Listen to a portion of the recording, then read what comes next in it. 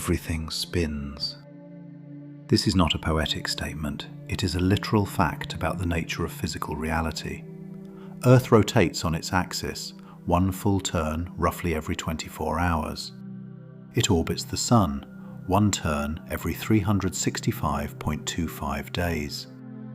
The Moon orbits Earth, the planets orbit the Sun. The solar system orbits the center of the Milky Way, one full revolution approximately every 225 to 250 million years.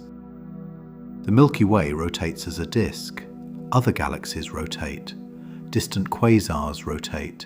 Binary stars rotate around a common center of mass. Neutron stars rotate, some of them completing hundreds of turns per second. Electrons in atoms carry spin. Protons carry spin. Elementary particles themselves carry angular momentum. Finding something in nature that genuinely does not spin, at any scale, in any context, is remarkably difficult. Look carefully enough at a wide enough range of scales, and rotation appears everywhere. Why? This is one of those questions that seems simple until you actually think about it. The intuitive answer that might come to mind is because things started spinning and kept going. But this is not an answer, it is a restatement of the question. Why did things start spinning? Where did that spin come from? From what did it arise? The answer, when followed honestly, is deeper than it appears. It connects to fundamental laws of physics, to the nature of gravity, to how order emerges from chaos, and to one of the most beautiful principles in science, the law of conservation of angular momentum. Tonight we are going to follow this question carefully. From what you see every day, the rotation of Earth, the orbit of the Moon, to the rotation of galaxies, to the spin of elementary particles. And we will discover that the answer to why everything spins is in some sense an answer to the question about the nature of space itself, about time, and about matter. If the night is long, stay. Let us begin at the beginning, with the question of what rotation is and how physicists describe it. Rotation is the motion of a body around some axis. Earth rotates around its polar axis. A ball on a string rotates around the point where the string is held. A wheel rotates around its axle. In each case, there is an axis, real or imagined, and a body moves around it. To describe rotational motion, physics uses the concept of angular momentum. Angular momentum is the rotational analogue of linear momentum. If linear momentum is mass multiplied by velocity, then angular momentum is moment of inertia multiplied by angular velocity. Moment of inertia is a measure of how difficult it is to change the rotational speed of a body. It depends not only on the mass of the body, but on how that mass is distributed relative to the axis of rotation. Mass concentrated far from the axis gives a large moment of inertia. Mass concentrated close to the axis gives a small moment of inertia. This is why a figure skater, pulling her arms in, begins to spin faster. She reduces her moment of inertia, bringing the mass of her arms closer to the rotation axis. And since her angular momentum is conserved, remains constant, the decrease in moment of inertia requires an increase in angular velocity. This demonstrates the law of conservation of angular momentum. In a closed system, the total angular momentum remains constant if there is no external torque. This statement is simple. Its consequences are colossal. Let us now talk about how rotation actually arises, about what its first source is. When you look at the solar system and ask why everything orbits the Sun in the same direction, the answer leads us back to the conditions of its formation. About 4.6 billion years ago, in our region of the galaxy, there existed a molecular cloud, an enormous concentration of gas and dust. Part of this cloud, under the influence of gravity, began to collapse, to contract. This cloud was not perfectly uniform and perfectly still. It had a small net rotation, a small total angular momentum relative to the center of what would become the Sun. This small initial rotation could have been caused by anything: a shockwave from a nearby supernova, a difference in gravitational attraction from neighboring stars, turbulent movements inside the cloud. This initial rotation was negligibly small in angular velocity. The cloud rotated very slowly. But when the cloud began to contract, its angular momentum was conserved. Mass that had been distributed over enormous distances from the center began concentrating closer to the center. The moment of inertia decreased, and since the product of moment of inertia and angular velocity, the angular momentum, remained constant, the angular velocity grew. This is exactly what happens with the figure skater. The cloud pulled its arms in and began spinning faster. As the rotation increased, material could not collapse symmetrically in all directions equally. In the direction of the rotation axis, collapse continued freely. There was no centrifugal force opposing contraction in that direction. In the plane perpendicular to the rotation axis, centrifugal force balanced part of the gravitational attraction, slowing the collapse in that direction. The result? The cloud flattened into a disk. Not because anyone decided a disk was a good shape, but because the laws of conservation of angular momentum and gravity together automatically produce a disk shape from a collapsing, rotating cloud. In the center of the disk, where most of the mass concentrated, the proto-sun formed. In the disk around it, the protoplanetary disk from which planets eventually formed. The planets formed in this disk. This is why they orbit the Sun in the same plane as the disk, the ecliptic plane. This is why they orbit in the same direction the original cloud rotated. This is why most planets also rotate around their own axes in the same direction. They inherited this rotation from the material that fell onto them. This is not coincidence. It is a direct consequence of the law of conservation of angular momentum applied to the collapse of a molecular cloud. Let us now talk about specific numbers to appreciate how dramatically rotation accelerated during the collapse. The original molecular cloud from which our solar system formed had a size on the order of a few light years. For simplicity, a diameter of roughly 1 light year, which is about 9.5 trillion kilometers. The Sun has a radius of about 696,000 kilometers. This is roughly 13.6 billion times smaller than the original radius of the cloud. If angular momentum is conserved and moment of inertia decreases proportionally to the square of the characteristic size, then angular velocity must increase proportionally to the square of the size reduction.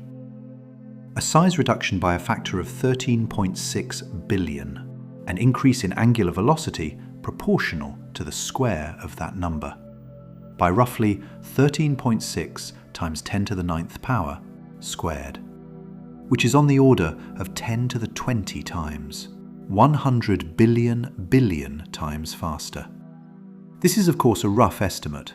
The actual mass distribution is more complex, and most angular momentum ended up in the outer parts of the system rather than concentrated in the Sun.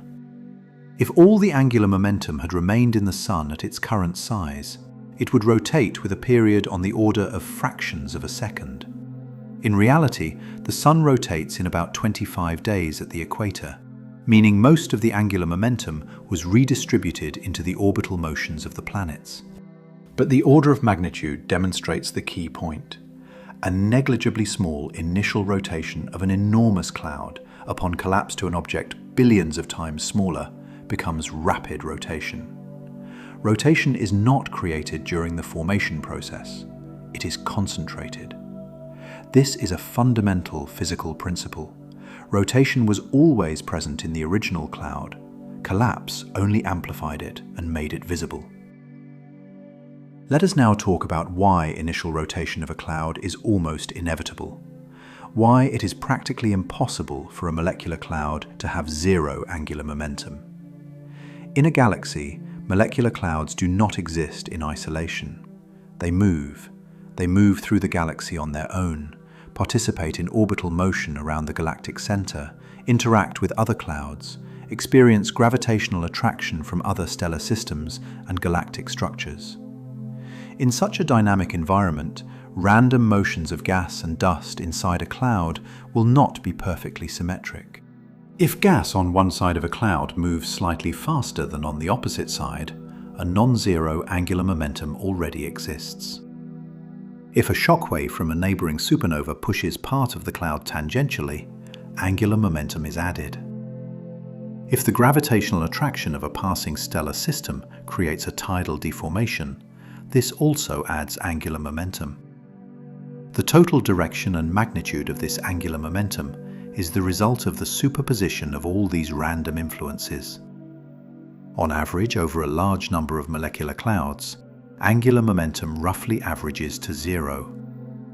But for any specific cloud, angular momentum is almost certainly non-zero, even if negligibly small.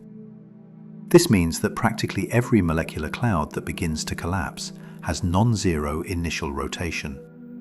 And the law of conservation of angular momentum guarantees that this rotation will be preserved and amplified during the collapse. This is why protoplanetary disks are a practically inevitable product of star formation from a cloud.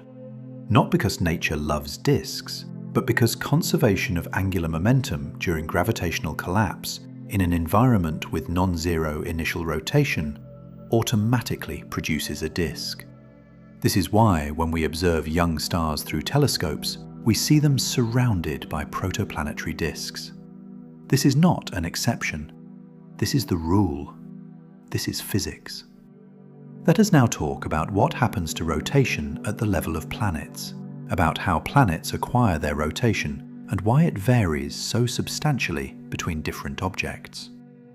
When a planet formed from a protoplanetary disk through accretion, the gradual sticking together of material, each piece of material that fell onto the growing planet brought its own angular momentum. The total angular momentum of all this falling material determined the initial angular velocity of the planet's rotation. If accretion happened with perfect symmetry, material arriving from all sides in equal quantities at equal angles, the total angular momentum might be 0. But real accretion is not symmetric. The disk has inhomogeneities. Planets form unevenly. Shockwaves, other forming planets, gravitational instabilities, all of these break the symmetry. As a result, each planet acquired a specific initial rotation, characteristic of the specific accretion process that occurred in exactly that region of the disk.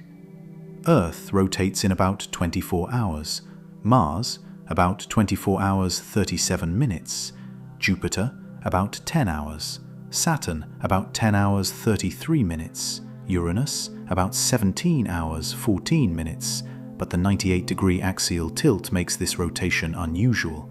Neptune about 16 hours 6 minutes, Venus about 243 days, and in retrograde, Mercury about 59 days.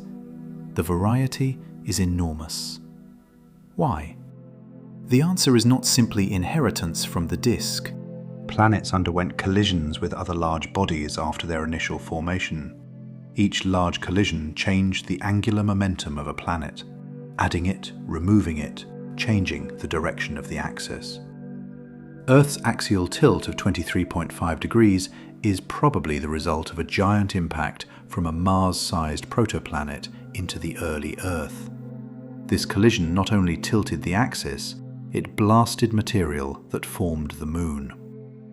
Uranus lies on its side with a tilt of 98 degrees, probably the result of one or more catastrophic collisions. Venus rotates retrograde, in the reverse direction, also probably the result of a collision or long-term tidal evolution.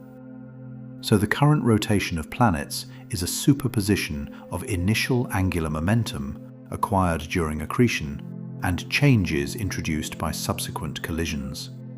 Neither alone determines the current situation. Let us now talk about a subtler question, about what happens to rotation over time, about how rotation does not remain unchanged forever, it slowly evolves under the action of tidal forces. The Moon rotates synchronously with its orbit. It always faces Earth with the same side. This is not a coincidence. It is the result of billions of years of tidal deceleration. In the early history of the Moon, it rotated faster. It had its own axial rotation rate that did not match the orbital period. But Earth's gravitational attraction created a tidal bulge on the Moon, a region where Earth's gravity is slightly stronger. As the Moon rotated, this bulge could not perfectly track Earth. A small angle arose between the direction towards Earth and the axis of the bulge. This angle created a torque that decelerated the Moon's axial rotation. Over time, over billions of years, this torque slowed the Moon's axial rotation until it synchronized with the orbital period. Now the Moon always faces Earth with the same side. It is locked, tidally locked, in synchronous rotation. This phenomenon is called tidal capture or tidal locking. It occurs with most large moons in the solar system. Most moons of Jupiter are tidally locked. Most moons of Saturn are tidally locked. Even Pluto and its largest moon Charon are mutually tidally locked. Both always face each other with the same sides. Earth also experiences tidal deceleration, but from the Moon. The Moon creates a tidal bulge on Earth, what we see as ocean tides. Because of Earth's rotation, this bulge slightly leads the Earth-Moon line. The Moon's gravitational attraction toward this bulge creates a torque decelerating Earth's rotation. Earth's day is gradually lengthening, approximately 1.4 milliseconds per century. 600 million years ago, Earth's day lasted about 21 hours.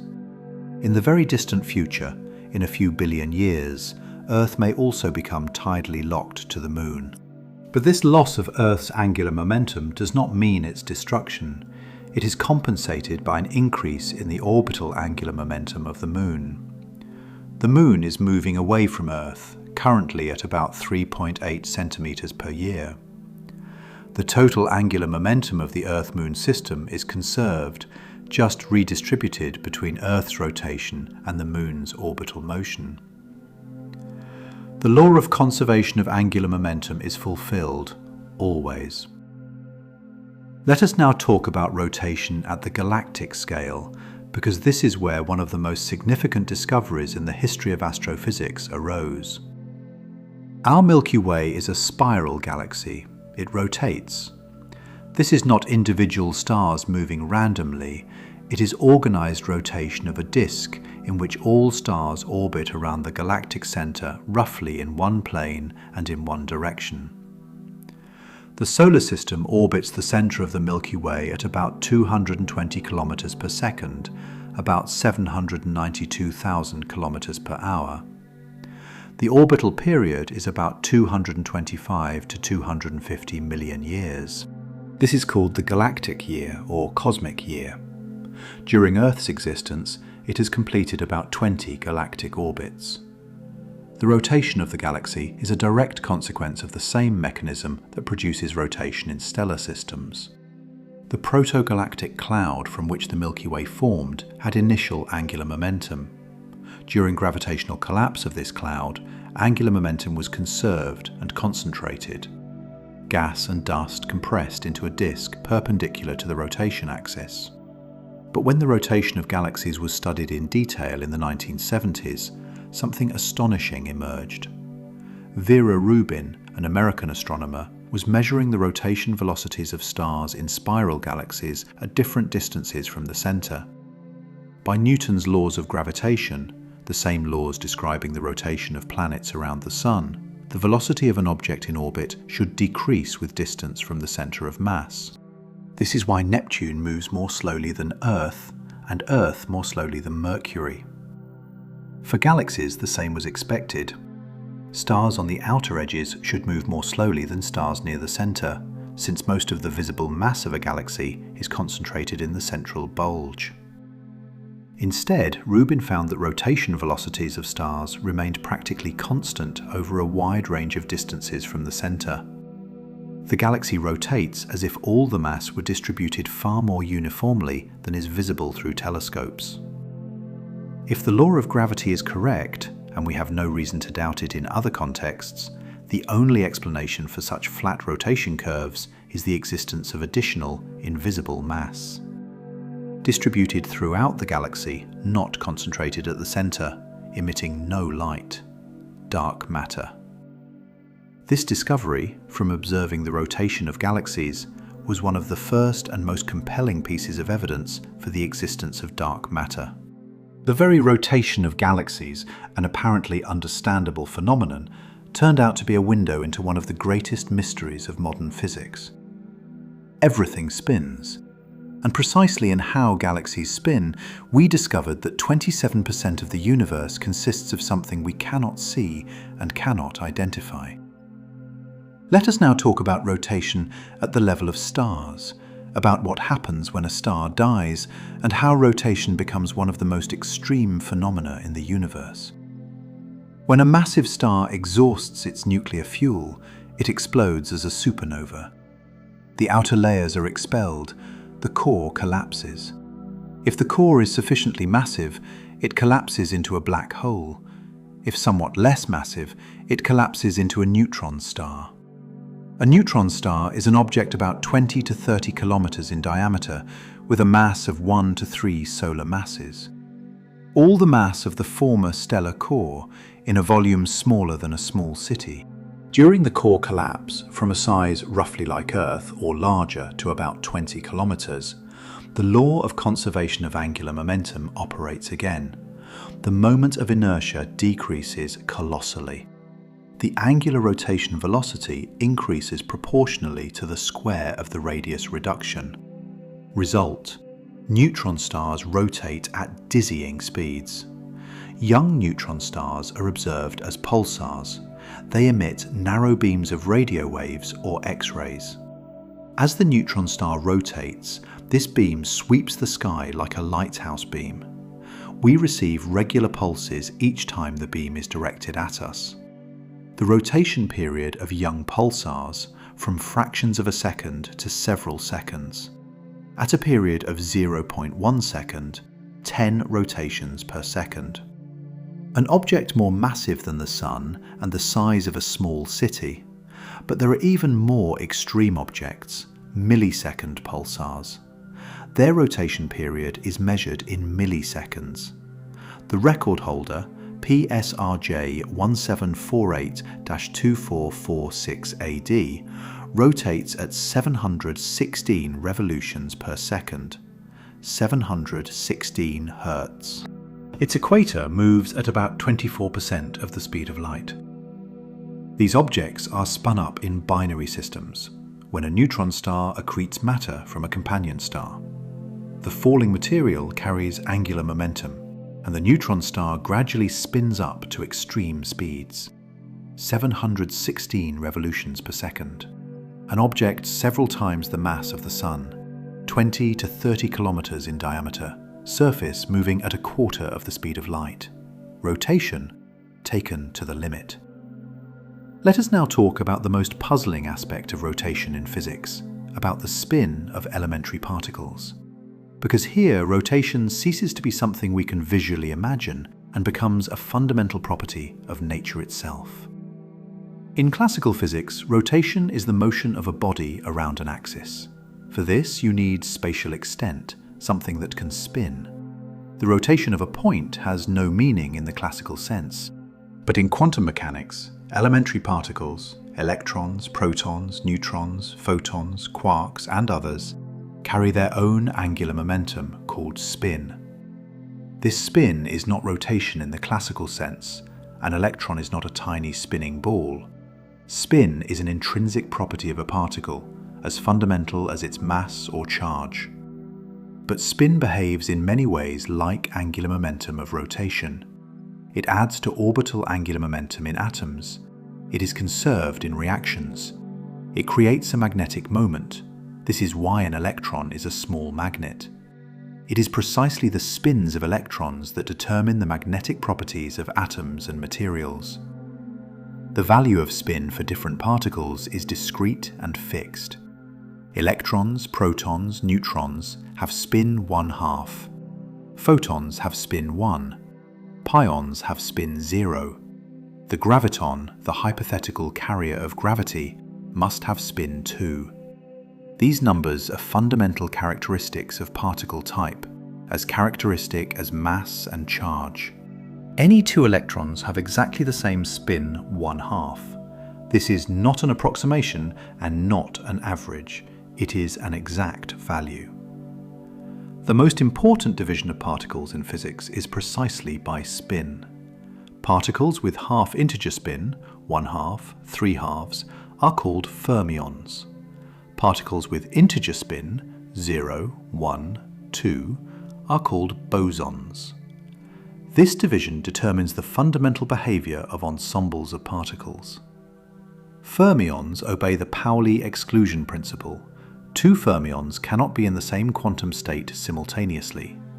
This is why atoms have complex structures with multiple shells. Electrons cannot all occupy the lowest energy state. This is what makes chemistry possible.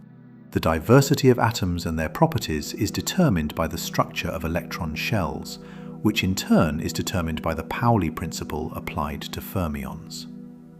Bosons do not obey the Pauli principle. Any number of bosons can be in the same state. This is what allows lasers to work. Enormous numbers of photons in one coherent state. This is what underlies superfluidity and superconductivity. The division of the universe into fermions and bosons, a division determined by spin, that is, by the intrinsic angular momentum of particles, is one of the most fundamental structural principles of physical reality. Rotation, even at the level of elementary particles, turns out to be a fundamental property determining the very nature of matter. Let us now talk about the question of whether the universe as a whole rotates, because this is not an obvious question.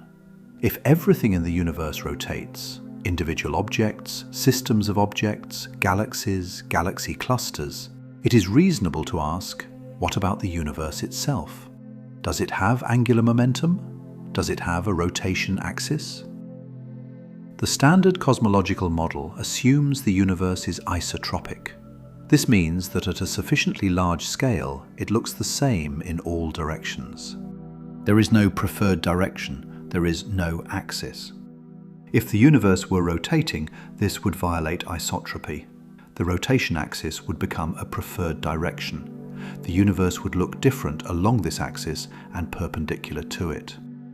Observations tell us the universe is isotropic to very high precision. The cosmic microwave background, light left over from the epoch when the universe became transparent, is practically identical in all directions to 1 part in 100,000. The distribution of galaxies across the sky is statistically uniform on large scales. This is a strong constraint on possible rotation of the universe. If the universe rotates, the angular velocity of this rotation must be extremely small so as not to violate the observed isotropy at the level of 1 part in 100,000. This means either the universe genuinely does not rotate, the total angular momentum of the universe is 0, or the rotation rate is so small we cannot measure it with current means. Why might the total angular momentum of the universe be 0? One possibility, a conservation principle: if no angular momentum was created in the Big Bang, it could not appear later. Angular momentum is a conserved quantity. If the initial condition is 0 angular momentum, it remains 0 forever. But then a question arises. If the total angular momentum of the universe is 0, how to explain that everything inside it rotates? The answer is beautiful and subtle. Total 0 angular momentum does not mean everything stands still. It means the angular momenta of all rotating objects sum to 0. One object rotates clockwise, another counterclockwise. One galaxy has angular momentum in one direction, another compensates with angular momentum in the opposite direction. Statistically, with a large enough sample of galaxies, their angular momenta should be oriented randomly in all directions and sum to 0. This is what we observe. There is no global preferred direction of galaxy rotation. Galaxies rotate in random directions. Roughly half of spiral galaxies rotate clockwise when viewed from one side, roughly half counterclockwise. No statistically significant preference. This is one of the most elegant results in physics.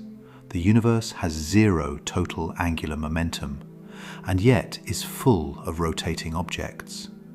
Every rotation is compensated by another rotation somewhere else. The total balance, zero. From this zero, all the rotation in the world. Let us now talk about the specific orbital mechanics that is one of the most beautiful examples of how rotation creates structure, about the formation of spiral arms in galaxies. Spiral galaxies, like our Milky Way, have a characteristic structure of spiral arms. Bright arcs where young hot stars and star-forming clouds of gas and dust are concentrated. Between the arms, darker inter-arm regions. Intuitively, it might seem that spiral arms are dense regions of matter rotating together with the stars, but this is not so. If the arms were simply collections of stars rotating together because of the difference in angular velocities at different distances from the center, stars closer to the center rotate faster, arms would wind up and disappear within a few galactic rotations. But many galaxies have existed for billions of years and maintain their spiral structure. The explanation: spiral arms are not collections of rotating matter. They are density waves, regions where matter is temporarily more compressed. Like a traffic jam on a highway, not the same cars standing still, but a wave of slowing that moves through the stream of cars. Spiral arms are a wave of increased density moving through the stellar disk. When a star or gas cloud enters a zone of increased density, into an arm, it slows slightly and compresses.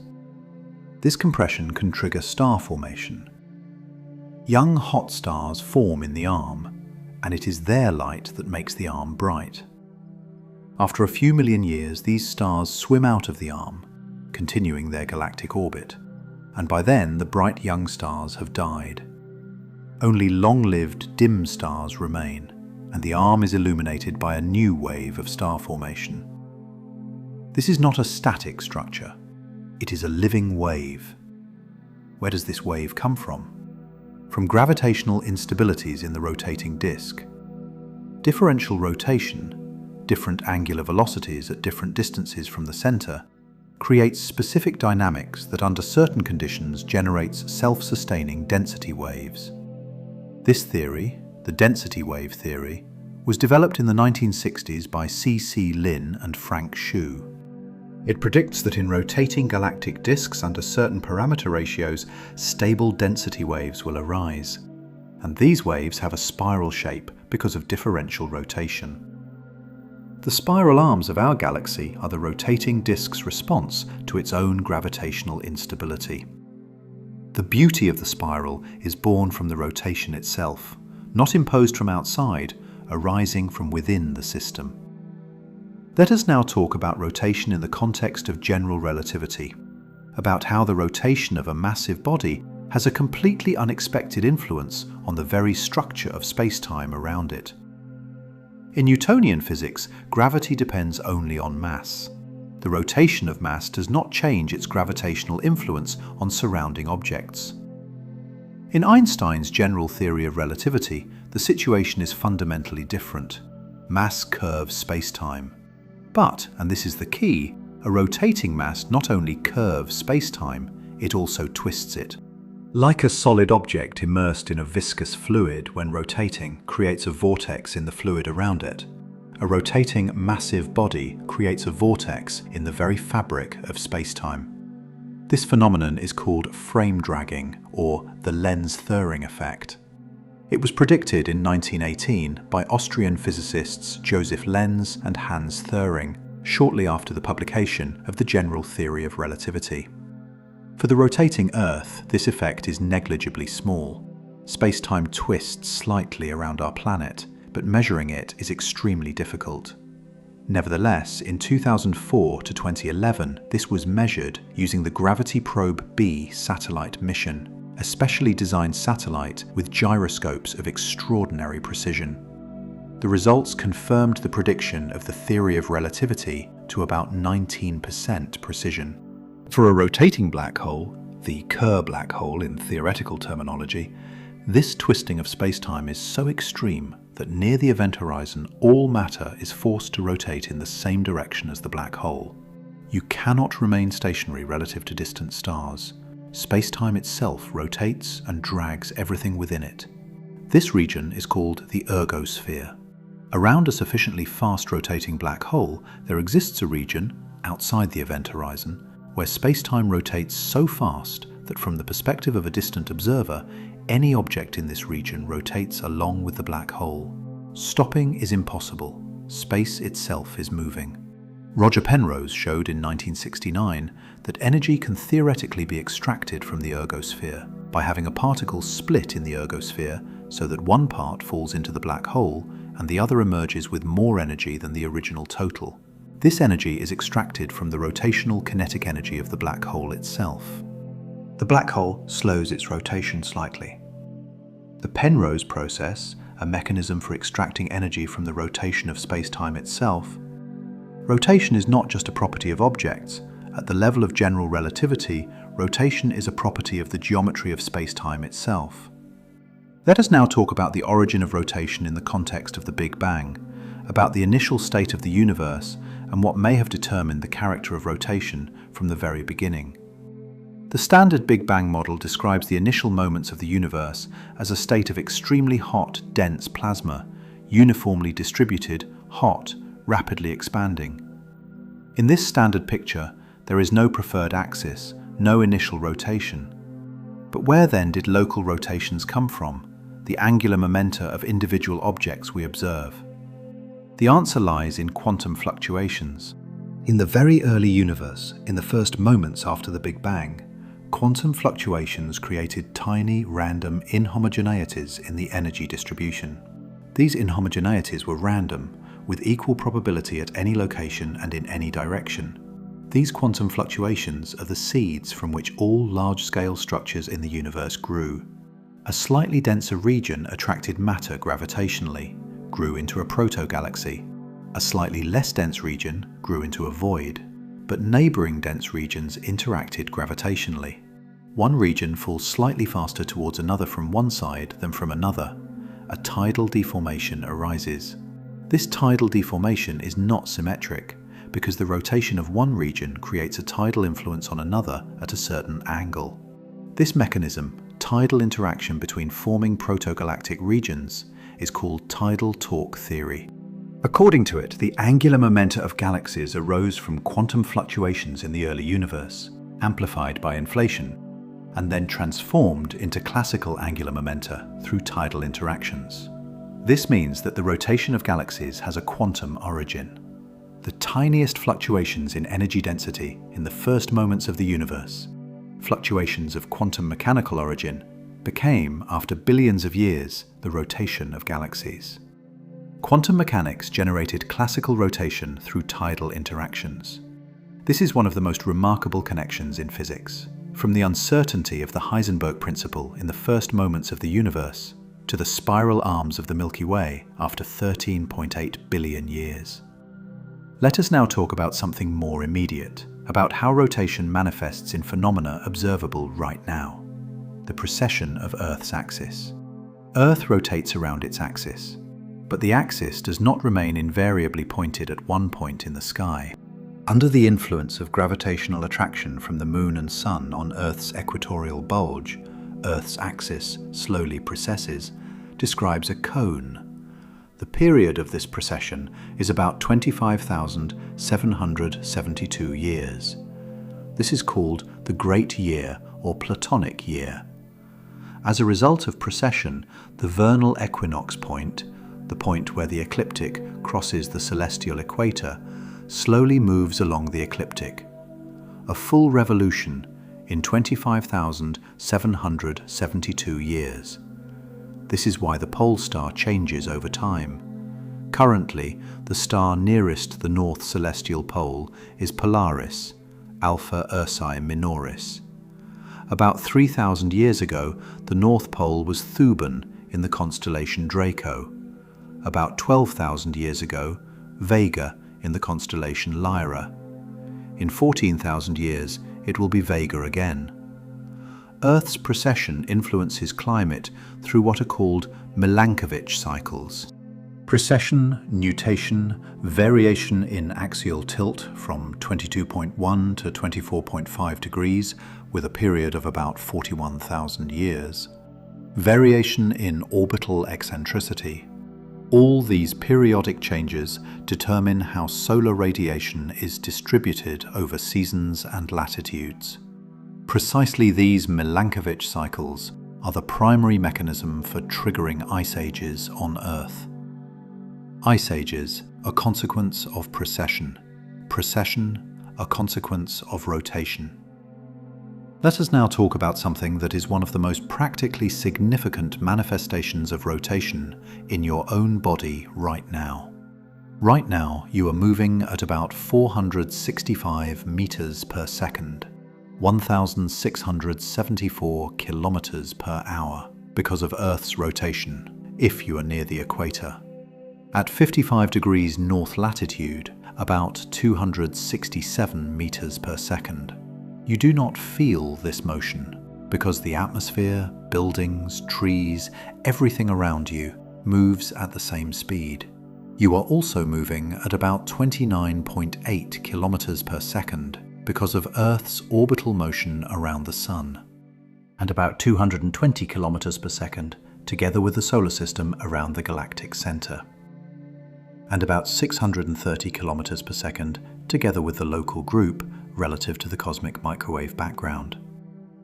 The total velocity of your motion through space relative to the CMB background, about 370 kilometers per second, composed of all these components in various directions.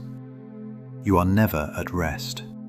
Not a single particle of your body is ever stationary in an absolute sense. Everything is in motion, in rotation, in orbit, in orbital movement. And at the level of atoms and molecules from which you are made, electrons move around nuclei, protons and neutrons move inside nuclei, quarks move inside protons. All of them carry angular momenta, spins, orbital moments that determine chemistry, magnetism, and the very existence of structured matter.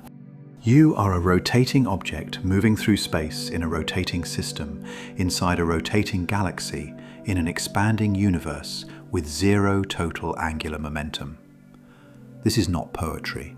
This is a literal physical description of your state at this moment. Why does everything spin? Because space is symmetric. Because initial quantum fluctuations created non-zero local angular momenta. Because gravity amplifies any initial rotation through collapse. Because angular momentum is conserved. Once it arises, it does not disappear without external influence. And because we live in a universe where the isotropy of space is a fundamental fact, and from this fact inevitably follows conservation of angular momentum and everything that flows from it.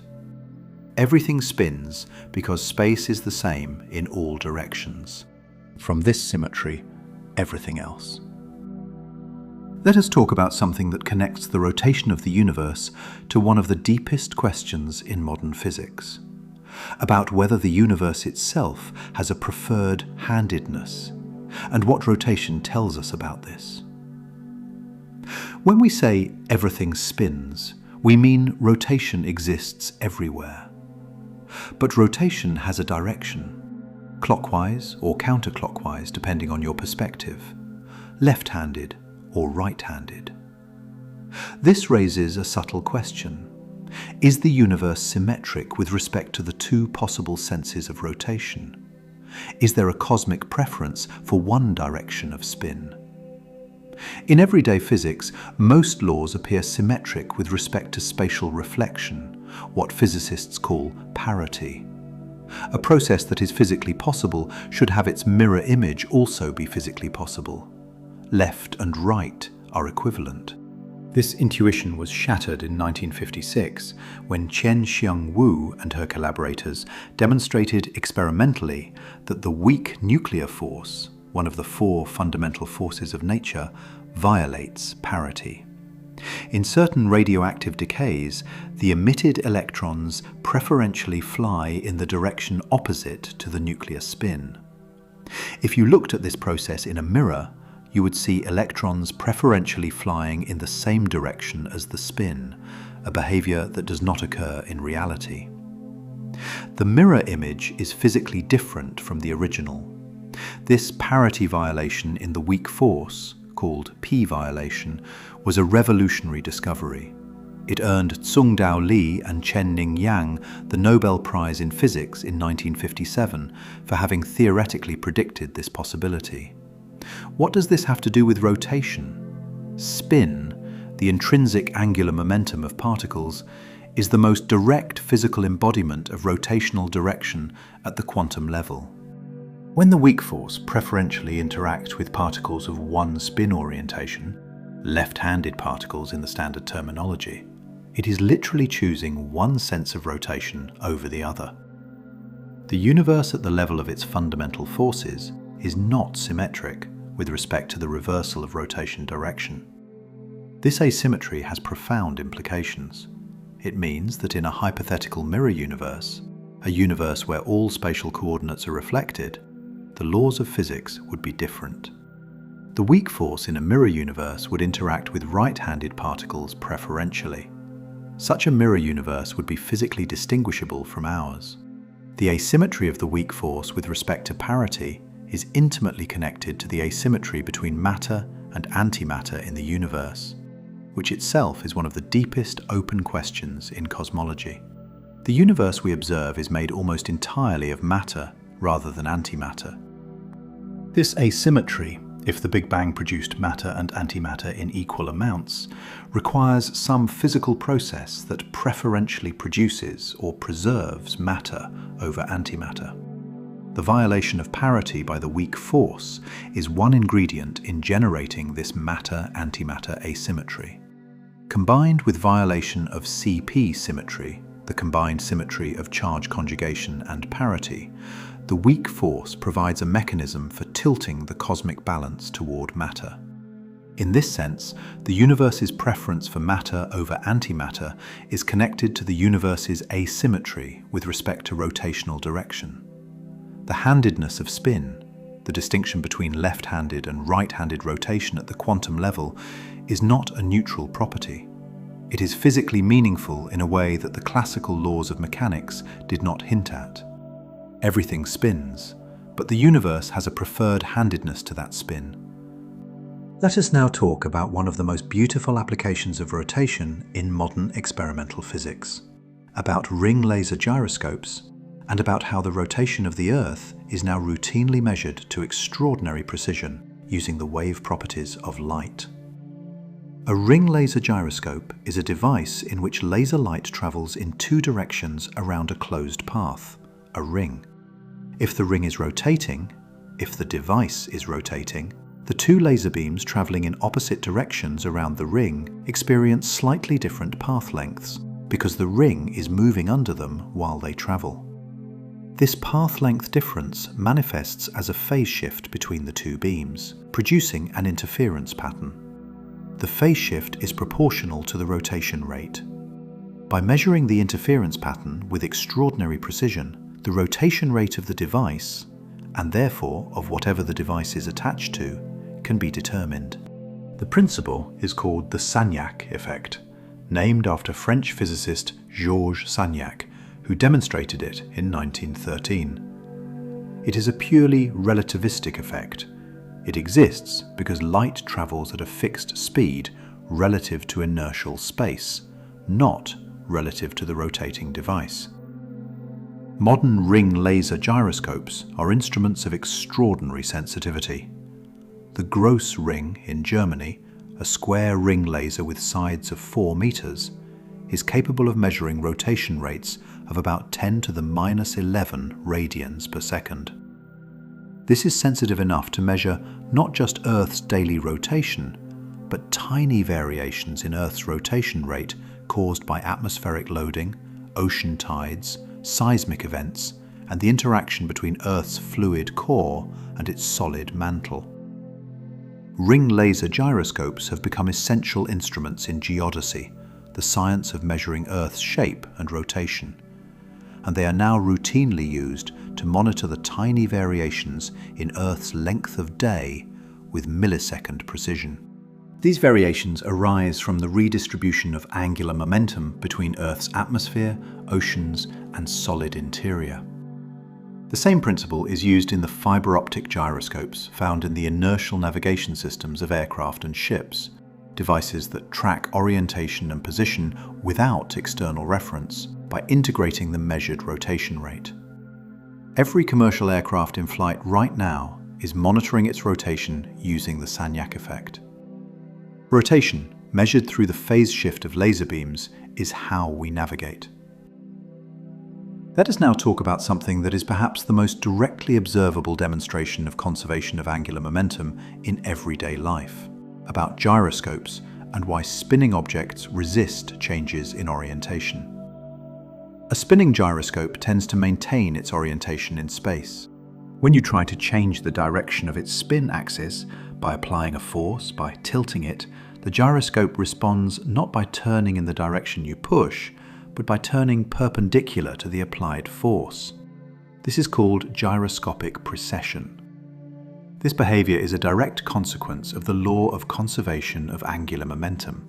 A force applied to a spinning body changes its angular momentum. The change is in the direction of the applied torque. But for a fast spinning gyroscope, the existing angular momentum is large, and the new angular momentum after a brief torque is only slightly different from the original in magnitude, but is rotated slightly in direction.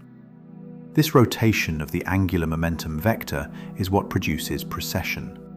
The result is counterintuitive from everyday experience, but absolutely predictable from Newtonian mechanics. A spinning top that is tilting due to gravity does not fall, it precesses. The gravitational torque continuously changes the direction of the angular momentum vector without changing its magnitude, causing the spin axis to trace a cone. Gyroscopic stability, the resistance of spinning objects to changes in orientation, is the basis for a wide range of practical applications. Spinning rifle bullets are more accurate than unspun balls because their gyroscopic stability prevents tumbling through the air. Bicycles are more stable at speed, partly because of the gyroscopic effect of their spinning wheels. Ships with active gyrostabilizers resist rolling in heavy seas. The Hubble Space Telescope uses gyroscopes to maintain its orientation in space, pointing precisely at distant objects for hours or days without drifting. The entire satellite is essentially a gyroscope, and its attitude control system monitors and corrects gyroscopic precession to maintain stable pointing. The Gravity Probe B mission, which measured the Lense-Thirring frame dragging and geodetic precession we discussed earlier, carried 4 gyroscopes made of near-perfect quartz spheres coated with a thin layer of niobium and cooled to near absolute zero. These were the most perfect gyroscopes ever manufactured. Their imperfections were less than 40 atoms worth of deviation from a perfect sphere. The precision required to measure the 39 milliarc seconds per year of Lense-Thirring precession demanded gyroscopes that drifted no more than this tiny amount per year from all causes other than the relativistic effects being measured. Rotation used to measure rotation. Angular momentum used to detect the curvature of spacetime induced by angular momentum. Let us now talk about one more remarkable manifestation of rotation in physics that connects the quantum and classical worlds, about the Einstein-de Haas effect. In 1915, Einstein and Dutch physicist Wanda Johannes de Haas performed a delicate experiment. They hung a small iron cylinder from a thin thread. When they magnetized the cylinder by placing it in a magnetic field, they observed the cylinder physically rotating. This is not an obvious result. Magnetizing iron means aligning the magnetic moments of its atoms. The magnetic moment of each iron atom is due to the spin of its electrons, the intrinsic angular momentum of the electrons. When you align the magnetic moments by magnetizing the iron, you are aligning the spins of the electrons. You are changing the direction of their angular momentum. But angular momentum must be conserved. If the electron spins change direction, gaining angular momentum in the direction of the magnetic field, something else must gain angular momentum in the opposite direction to keep the total constant. That something is the macroscopic cylinder itself. The cylinder physically rotates when magnetized, because the change in angular momentum of electron spins must be compensated by mechanical rotation of the entire macroscopic object. This is the Einstein-de Haas effect, a direct demonstration that the spin of electrons is real physical angular momentum that participates in the conservation law, along with ordinary mechanical angular momentum. The effect is tiny. The rotation is almost undetectable with ordinary means, but it is real and measurable. It provided direct experimental evidence that quantum spin is genuine angular momentum, rather than just a mathematical abstraction. The same conservation law that governs the rotation of planets and galaxies governs the spin of electrons. Quantum and classical rotation are not different things. They are the same thing at different scales. Let us now talk about something that reveals the practical engineering importance of rotation in a context that directly affects the design of space missions, about the management of angular momentum in spacecraft. A spacecraft in orbit is continuously subject to small external torques. Solar radiation pressure, the tiny force from photons impacting the spacecraft, creates a torque. The gradient of Earth's gravitational field across the spacecraft creates tidal torques. Residual atmospheric drag at low orbits creates torques. Charged particle interactions create torques. If unchecked, these torques would gradually cause the spacecraft to tumble. Its orientation would change without control. For a telescope like Hubble that must point at precise targets, or a communications satellite that must keep its antenna aimed at Earth, uncontrolled tumbling is unacceptable. To control orientation, spacecraft use either reaction wheels or control moment gyroscopes, rapidly spinning wheels whose spin axis can be adjusted. By changing the speed of a reaction wheel or the orientation of a control moment gyroscope, angular momentum is transferred between the wheel and the spacecraft body. The total angular momentum of the system is conserved, but it can be redistributed between the wheels and the spacecraft to produce rotation of the spacecraft in any direction. But there is a problem. The external torques that act on the spacecraft slowly add angular momentum to the system.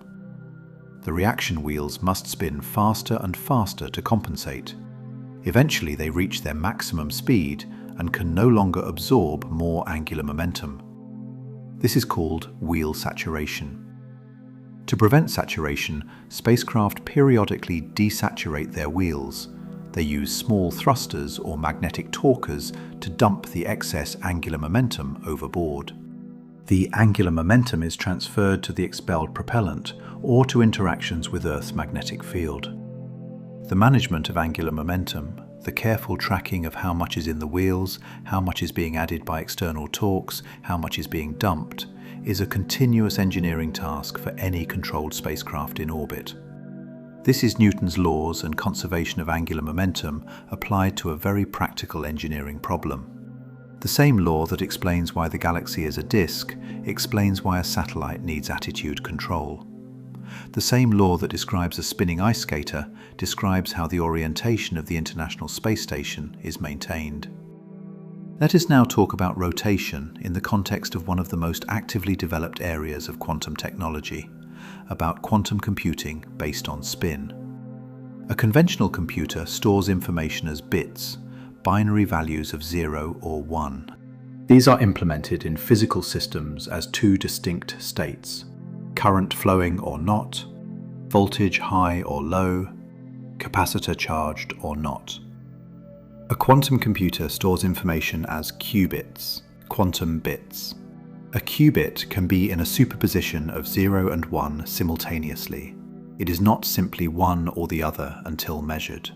This quantum superposition allows certain computations to be performed in ways that conventional computers cannot efficiently replicate. The most common physical implementation of qubits uses spin.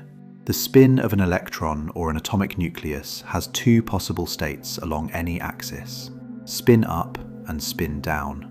These two states serve as the 0 and 1 of the qubit. The quantum superposition of spin up and spin down, possible because of quantum mechanics, is the qubit superposition. Manipulating the spin of a qubit, performing a quantum gate operation, is done using carefully controlled electromagnetic pulses. These pulses rotate the spin in the Bloch sphere, the geometric representation of the spin state. A rotation by 90 degrees produces a superposition. A rotation by 180 degrees flips the spin. Quantum computing is fundamentally about carefully controlling rotations of quantum spin states. The language of quantum gates is the language of rotation. X gate is a 180-degree rotation around one axis. Hadamard gate is a 90-degree rotation around a different axis. Phase gates are rotations of the complex phase. The relationship between rotation and quantum computing is not metaphorical. The mathematical structure underlying quantum mechanics, the group theory of rotations, specifically the SU2 group, is the same mathematical structure that describes the behavior of spin 1/2 particles. Quantum gates are elements of this rotation group. Quantum circuits are sequences of rotations. The most powerful computing paradigm emerging in the 21st century is built on the quantum version of the same rotation symmetry that explains why galaxies are flat and why ice skaters spin faster with arms pulled in. This is one of the most remarkable examples of the unity of physics across scales. The same abstract mathematical structure, the group of rotations, governs the precession of planetary axes, the spin of neutron stars, the behavior of electron spins in magnetic resonance imaging, and the operations of quantum computers. Let us now talk about the specific observational consequences of rotation that are visible in the night sky tonight, about what you can see that directly demonstrates rotation on cosmic scales. Saturn, if it is visible in your sky, shows its rings through even a modest telescope. These rings exist because of rotation. Material in the rings orbits Saturn. Its angular momentum is sufficient to prevent it from falling onto the planet or flying away. Each particle of ice in the rings is on its own Keplerian orbit, rotating around Saturn in accordance with the same law of conservation of angular momentum that created the entire solar system. Jupiter, if visible, shows bands through a telescope. These bands are created by differential rotation of Jupiter's atmosphere. Different latitudes rotate with different angular velocities. The boundaries between the bands are where the rotation speed changes. The Great Red Spot, a persistent anticyclone existing for at least 350 years, is a structure created and maintained by exactly this atmospheric rotation. Any star in the sky is an object that exists because of rotation. The molecular cloud that formed it collapsed into a disk because of angular momentum. The star itself formed at the center of that disk. Planets from the outer part of that disk. Rotation determined everything. And the Milky Way, if you can see it as a diffuse band in a dark sky, is the rotating disk of 200 to 400 billion stars that you are looking at from inside. A disk that exists because conservation of angular momentum during the collapse of the proto-galactic cloud produced exactly this shape. Every rotation, from quarks to galaxies, is a consequence of one principle. Space is the same in all directions. From this, everything else. Let us now talk about what may be the most profound single connection in all of physics. The theorem that links the symmetry of space to the conservation of angular momentum, and through that, to all of rotation in the universe. Emmy Noether was a German mathematician who in 1915 proved a theorem of extraordinary generality and power. The theorem states, for every continuous symmetry of the laws of physics, there exists a corresponding conserved quantity. This is not an obvious statement. It connects two things, symmetries and conserved quantities, that do not seem obviously related. Why should the symmetry of the laws of physics produce a conserved quantity? The proof is mathematical and can be made rigorous in the framework of Lagrangian mechanics. But the idea can be stated intuitively. If the laws of physics are symmetric under some transformation, if performing that transformation leaves the physics unchanged, then there is some quantity that cannot change over time as a result of the dynamics described by those laws. Three symmetries and three corresponding conservation laws are central to all of physics. Time translation symmetry. The laws of physics are the same today as they were yesterday and will be tomorrow. From this symmetry, conservation of energy. Space translation symmetry. The laws of physics are the same here as they are 1 meter away or 1 kilometer away. From this symmetry, conservation of linear momentum. Rotational symmetry.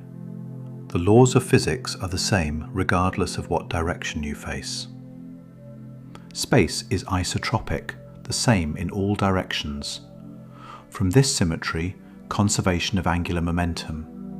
Conservation of angular momentum, the law that explains why ice skaters spin faster with arms pulled in, why molecular clouds form flat disks, why neutron stars spin hundreds of times per second, why galaxies rotate, is not an independent empirical fact.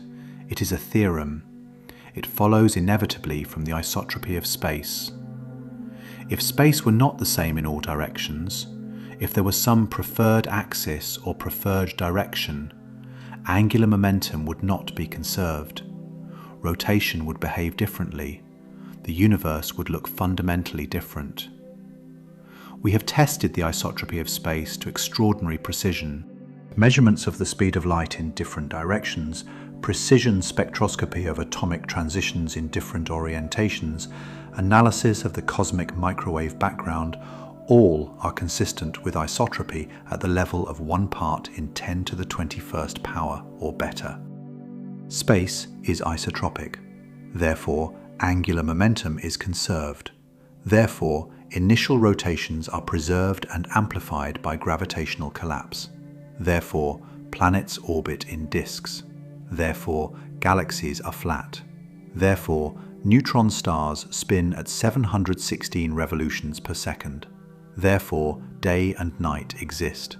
Therefore, we exist.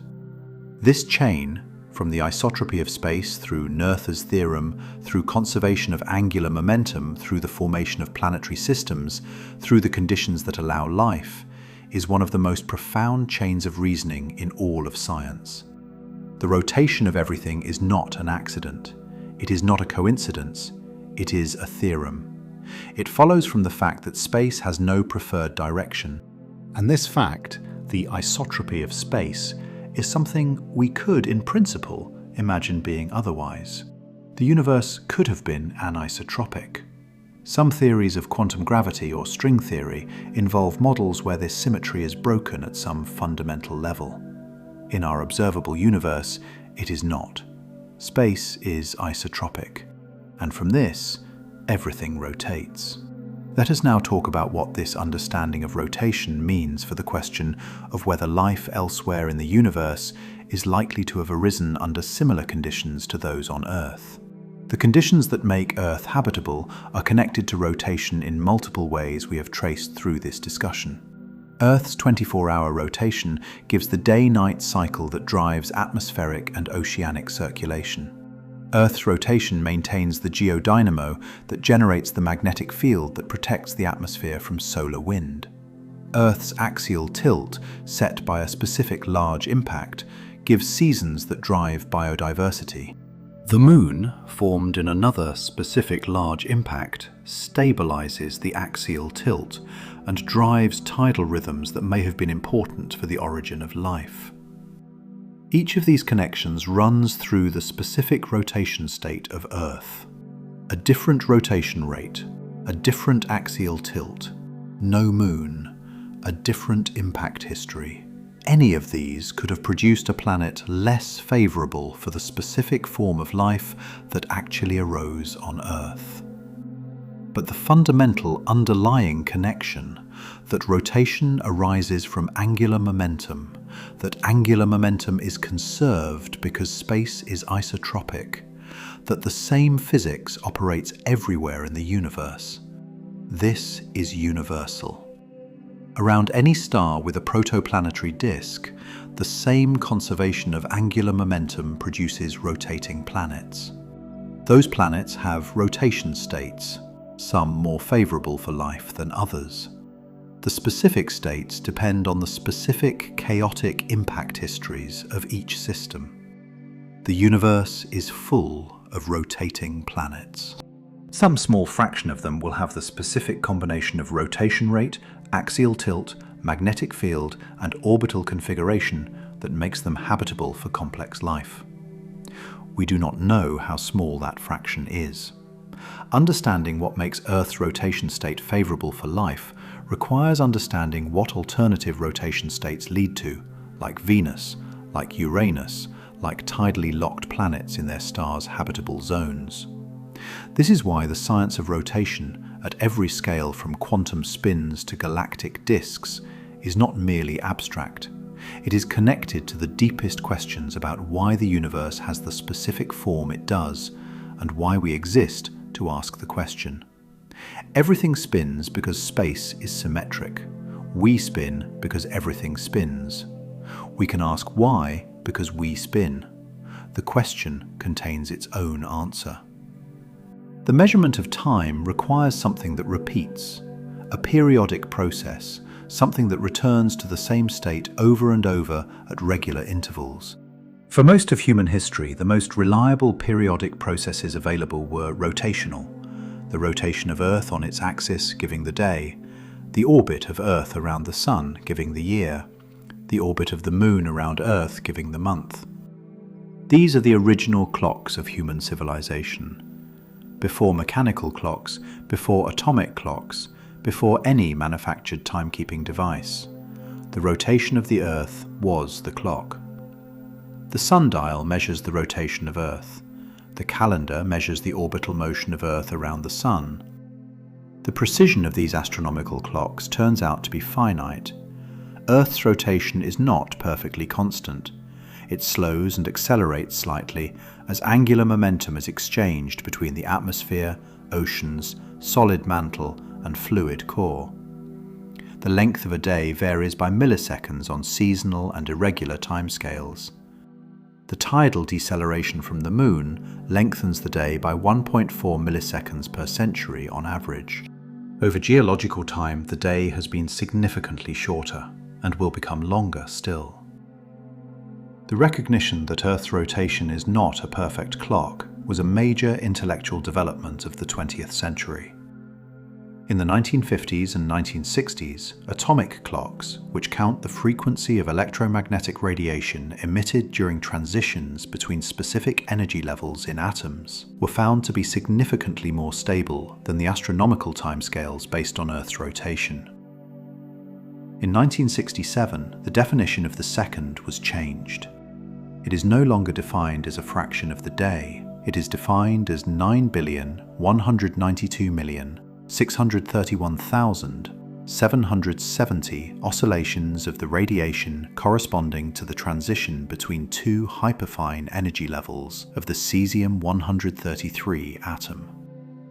The frequency of this radiation is itself related to quantum spin. The hyperfine splitting, the energy difference between the two levels, arises from the interaction between the magnetic moment of the cesium nucleus and the magnetic field created by the electrons. The magnetic moment of the nucleus is due to the nucleus spin. Atomic clocks measure time by counting oscillations driven by nucleus spin interactions. Time is now defined through rotation at the quantum scale.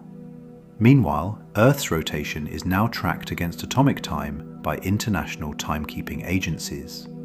When Earth's rotation deviates from atomic time by approaching 1 second, a leap second is inserted to keep the two timescales synchronized. Since 1972, when the system was established, 27 leap seconds have been inserted. Earth's rotation is no longer our definition of time. It is a phenomenon we track against our more precise quantum definition. But even this quantum timekeeping is connected to rotation. The atomic clock's precision comes from the stability of quantum energy levels, which are themselves determined by the Coulomb interaction between electrons and nuclei, the electron-electron repulsion, the coupling between electron spin and orbital motion, spin-orbit coupling, and the hyperfine interaction between electron spin and nuclear spin. Every layer of this structure involves rotation. The most precise clocks in existence, optical lattice clocks, now achieve precision of about 1 part in 10 to the 18th power. They would neither gain nor lose 1 second in the age of the universe. They work by trapping atoms in a lattice formed by laser light and measuring the transition frequency of those atoms with extreme precision. The transition frequencies they measure are still determined ultimately by quantum spin interactions. Rotation, from Earth's daily turn to the precession of nuclear spins, is the physical basis of all timekeeping. Let us now talk about how rotation has been used as a diagnostic tool in astronomy, about how the measurement of rotation tells us things about distant objects that would be otherwise unknowable.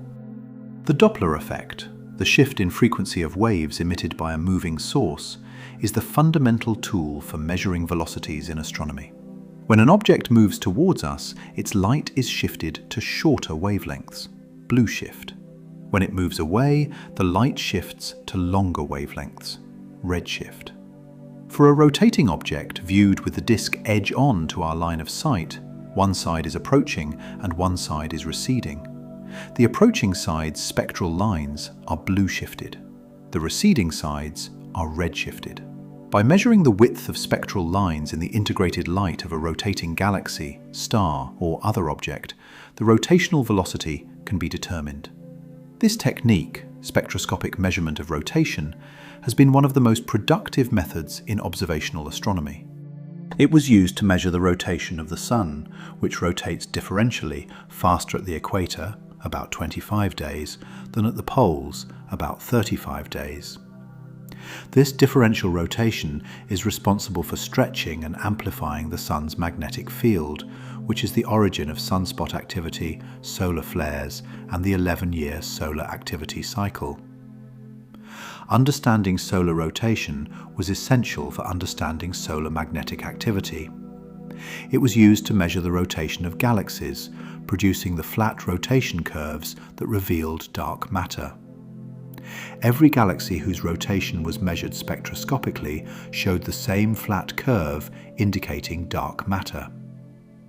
It was used to determine the masses of binary stars. By measuring how fast the two stars orbit each other, Kepler's third law gives the total mass. Tens of thousands of stellar masses have been measured this way. It was used to measure the spin of black holes through the spectral shape of X-ray emission from the innermost accretion disk, which is distorted by the Doppler effect from orbital motion and by gravitational redshift from the extreme gravity.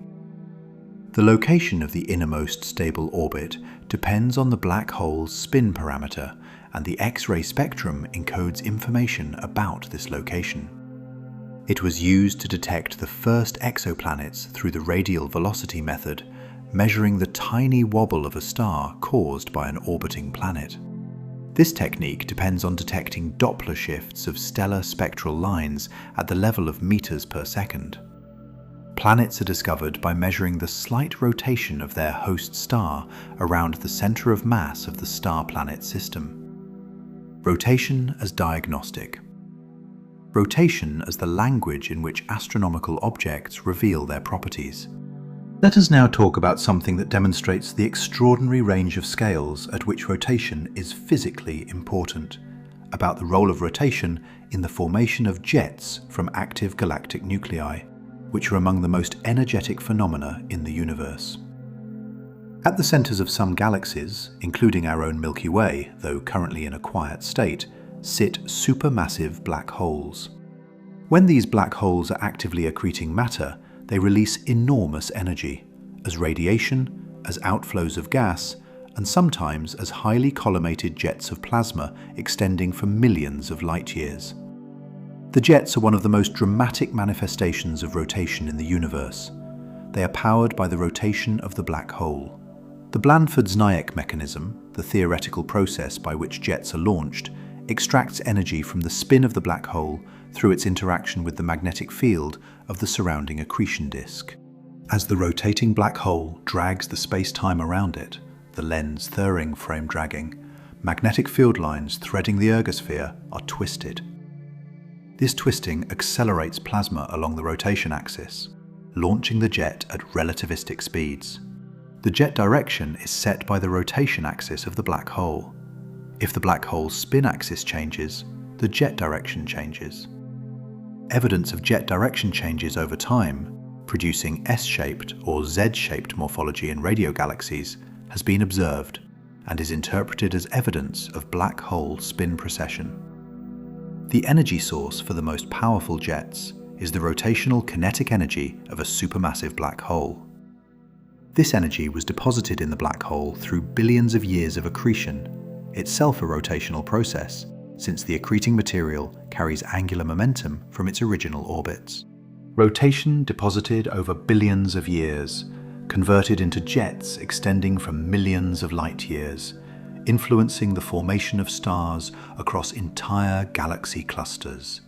This is rotation at its most extreme. A chain of angular momentum from the random turbulent motions of interstellar gas, through the formation of a molecular cloud, through its collapse into a galaxy, through the accumulation of a supermassive black hole at the galaxy's center, through billions of years of accretion, through the twisting of magnetic field lines in the rotating space-time of the Kerr metric, emerging as a collimated beam of relativistic plasma stretching across intergalactic space, all connected by the conservation of angular momentum. Let us now talk about one of the most recent discoveries that connects rotation to the frontier of observational cosmology, about what the gravitational wave detections by LIGO and Virgo have revealed about the rotation of merging black holes. The gravitational wave signal from a merging binary black hole system contains information about multiple properties of the system: the masses of the two black holes, their distance from us, and their spins. The spins, the angular momenta of the individual black holes, affect the gravitational wave waveform in specific ways that allow them to be partially reconstructed from the signal. By 2024, LIGO and Virgo have detected gravitational waves from over 90 binary mergers, mostly binary black holes, but also binary neutron stars and mixed neutron star black hole systems. The catalogue of these detections has allowed statistical analysis of the spin properties of compact binary systems. One of the key findings from the spin statistics: the spins of black holes in merging binaries are not always aligned with the orbital angular momentum of the binary. In some systems, the spins are misaligned, tilted at significant angles to the orbit. In some systems, the spins may even be anti-aligned, spinning opposite to the orbital direction. This spin misalignment carries information about the formation history of the binary. If two black holes formed from stars that were originally in a binary system and evolved together, their spins tend to be better aligned with the orbital angular momentum, because the original stellar spins were determined by the initial angular momentum of the binary. If two black holes formed independently and were later brought together by dynamical processes in a dense stellar cluster, their spins are more likely to be randomly oriented relative to the orbit. The distribution of spin orientations in the LIGO Virgo catalogue therefore provides information about the different channels through which binary black holes form. Some fraction form from stellar binaries. Some fraction form through dynamical capture. The relative contributions of these channels leave a statistical imprint on the spin distribution.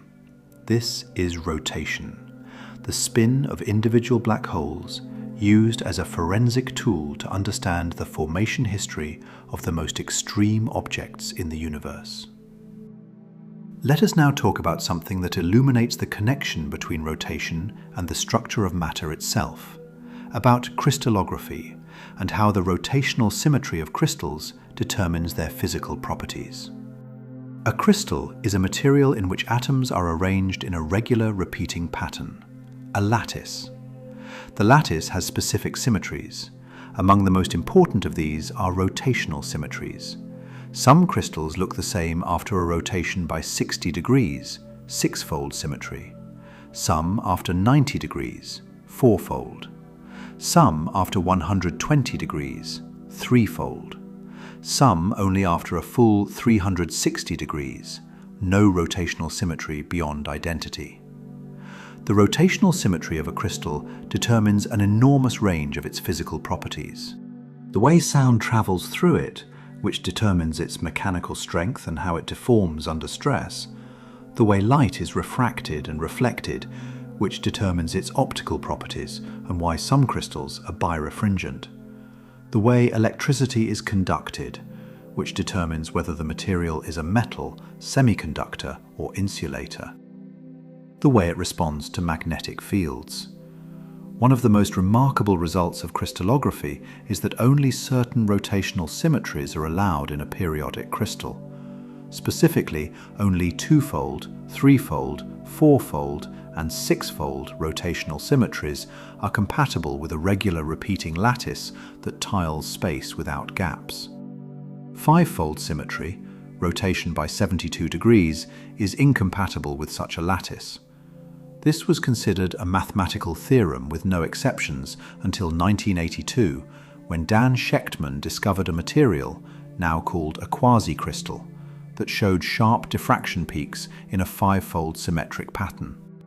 Initially met with intense skepticism, Linus Pauling famously declared, "There are no quasi-crystals, only quasi-scientists." Shechtman's discovery was eventually vindicated, and he received the Nobel Prize in Chemistry in 2011.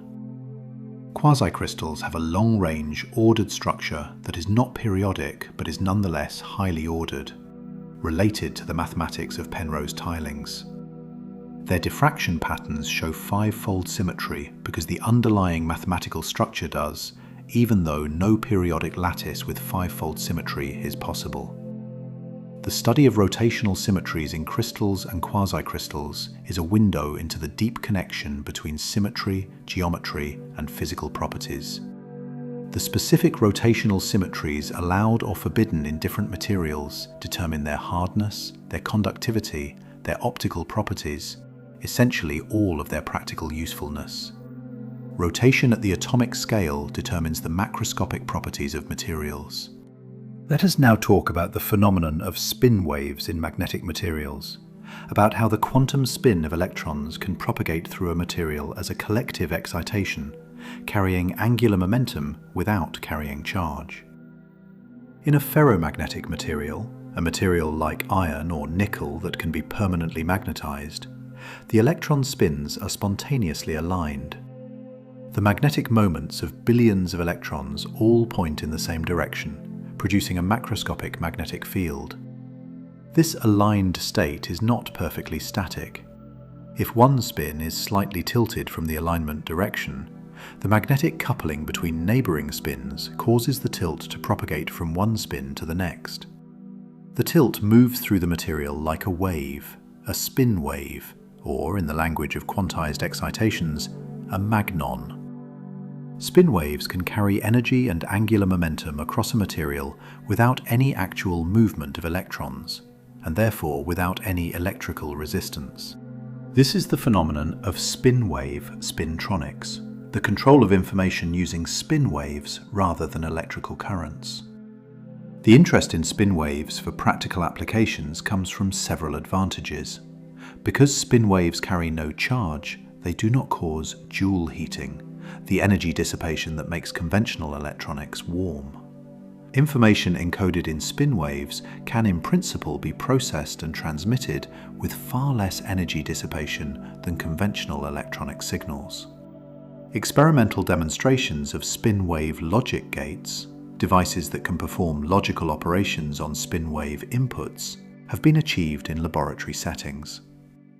The field of magnonics, the study and application of spin waves, is an active area of research in condensed matter physics and materials science. This is rotation, the spin of electrons, as an information carrier. Not the abstract spin of quantum mechanics, but practical rotation of magnetic moments being used to transmit and process information through magnetic materials.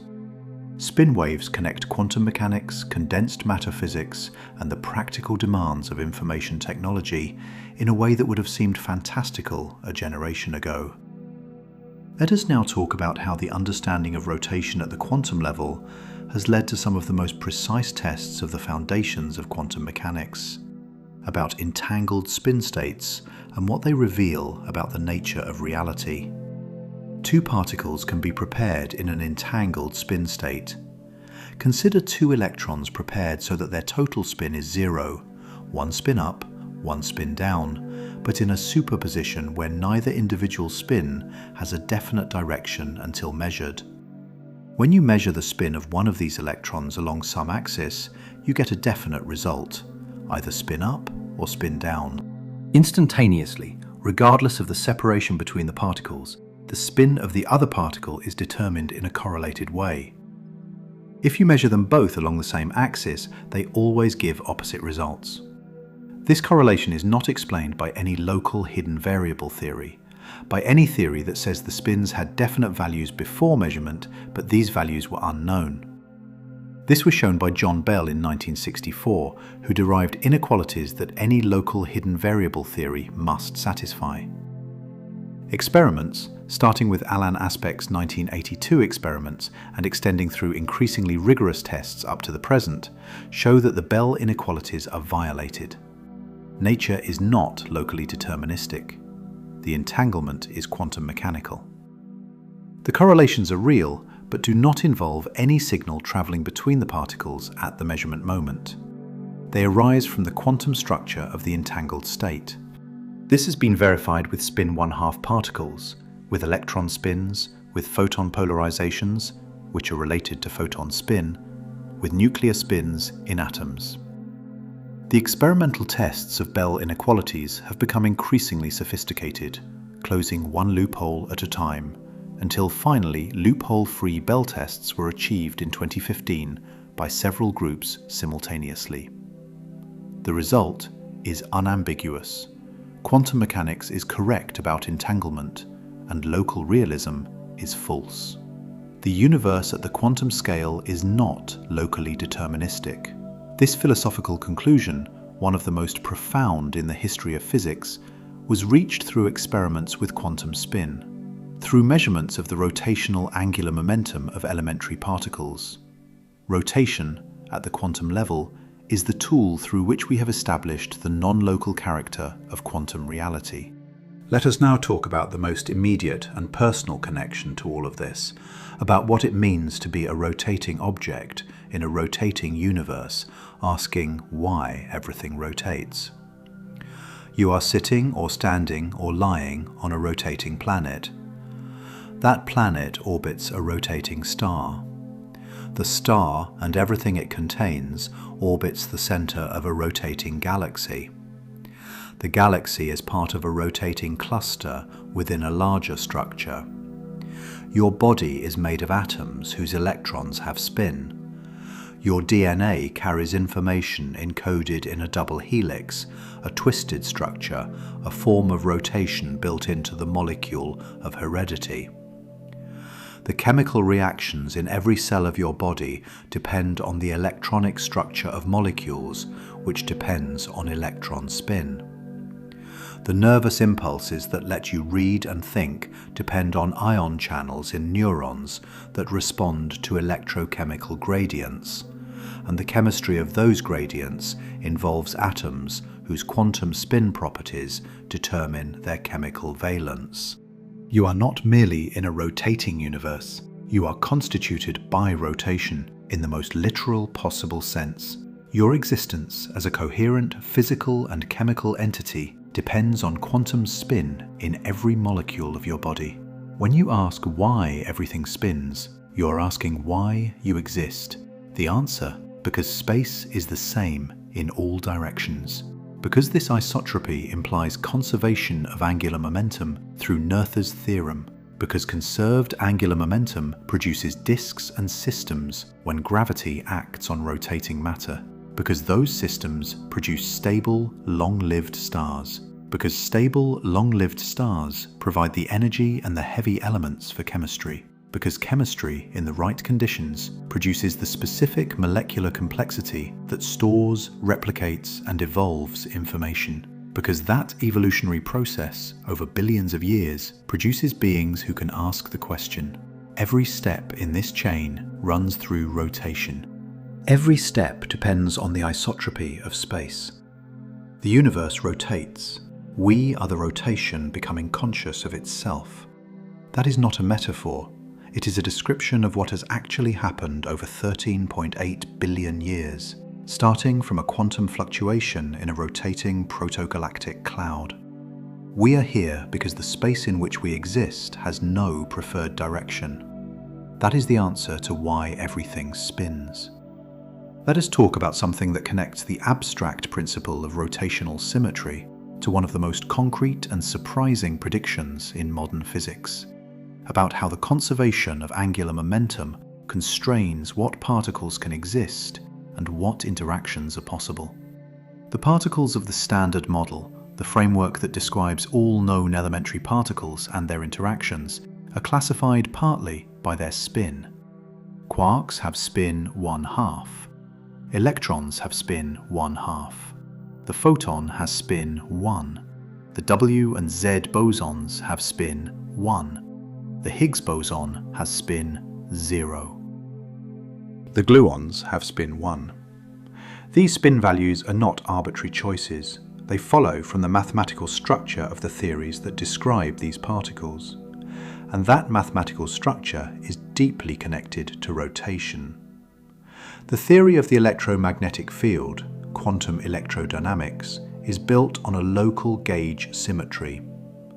The equations of the theory are unchanged if you perform a certain abstract transformation at every point in space independently. The mathematical group describing this symmetry is U1, the group of rotations of a circle, or, equivalently, the group of phase rotations of a complex number. The theory of the strong nuclear force, quantum chromodynamics, is based on a larger gauge symmetry group, SU3, related to three-dimensional unitary transformations. The theory of the weak nuclear force involves SU2, two-dimensional unitary transformations, which is locally isomorphic to the three-dimensional rotation group SO3. The specific forces of nature are not arbitrary. They are consequences of requiring physical theories to be symmetric under certain abstract gauge transformations. Transformations that are mathematically similar to rotations, even if they are rotations in abstract internal spaces rather than physical space. The photon has spin 1 because the electromagnetic force arises from U1 gauge symmetry, and the gauge boson of a U1 theory must have spin 1. The graviton, if it exists, must have spin 2 because gravity is described by the metric tensor of general relativity, and quantizing this leads to a spin 2 field. The specific spin of each type of particle tells us about the symmetry structure of the force that particle mediates. Spin is not just a property of particles, it is a window into the symmetry principles that determine which forces and which particles are possible. This is the deepest level at which rotation appears in physics. Not as a description of spinning objects, but as the underlying mathematical structure, gauge symmetry, which is a form of abstract rotation that determines the laws of physics themselves. Why is the electromagnetic force the way it is? Because it arises from U1 gauge symmetry, a rotation group. Why is the weak force the way it is? Because it arises from SU2, also a rotation group. The forces of nature are what they are because of rotational symmetry operating in abstract spaces. This is one of the most profound connections in all of physics. Rotation in physical space gives conservation of angular momentum through Noether's theorem. Rotation in abstract internal spaces gives conservation of charge, of color charge, of weak isospin, the conserved quantities associated with each fundamental force. The universe is rotation all the way down. Let us now talk about what happens when rotation is present but incomplete, about the phenomenon of decoherence, and how the quantum world transitions to the classical world through the loss of quantum rotation phases. A quantum particle in a superposition state is described by a wave function, a complex valued field whose phase is related to rotation in the complex plane. The interference between different parts of a superposition, the phenomenon that produces quantum effects, depends on precise phase relationships between different components. These phase relationships are fragile. When a quantum system interacts with its environment, with the surrounding thermal bath, with stray electromagnetic fields, with gravitational fluctuations, the phase of the wave function becomes correlated with the environmental state. Once the environment has in principle recorded information about the quantum system, the interference between different branches of the superposition is suppressed from the perspective of any local observer. This process, decoherence, is what transitions quantum behavior into classical behavior. It explains why macroscopic objects do not exhibit quantum superpositions despite being made of quantum particles. The number of environmental interactions is so enormous that coherence is destroyed almost instantaneously. The rate of decoherence depends on the coupling to the environment and on the specific quantum property whose superposition is decohering. For spin, for the rotational quantum number of a particle, decoherence occurs when magnetic interactions or collisions couple the spin to the environment and effectively record information about the spin state. One of the deepest challenges in quantum computing is preserving spin coherence for long enough to perform useful computations. Various approaches are used: cooling to reduce thermal fluctuations, electromagnetic shielding to reduce stray field fluctuations, operating qubits in decoherence-free subspaces where certain rotational symmetries protect the quantum information from environmental coupling.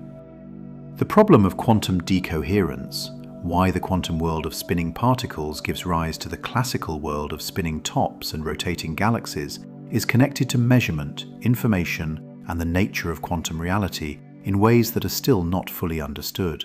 But the specific role of spin, of rotation in this transition, is central.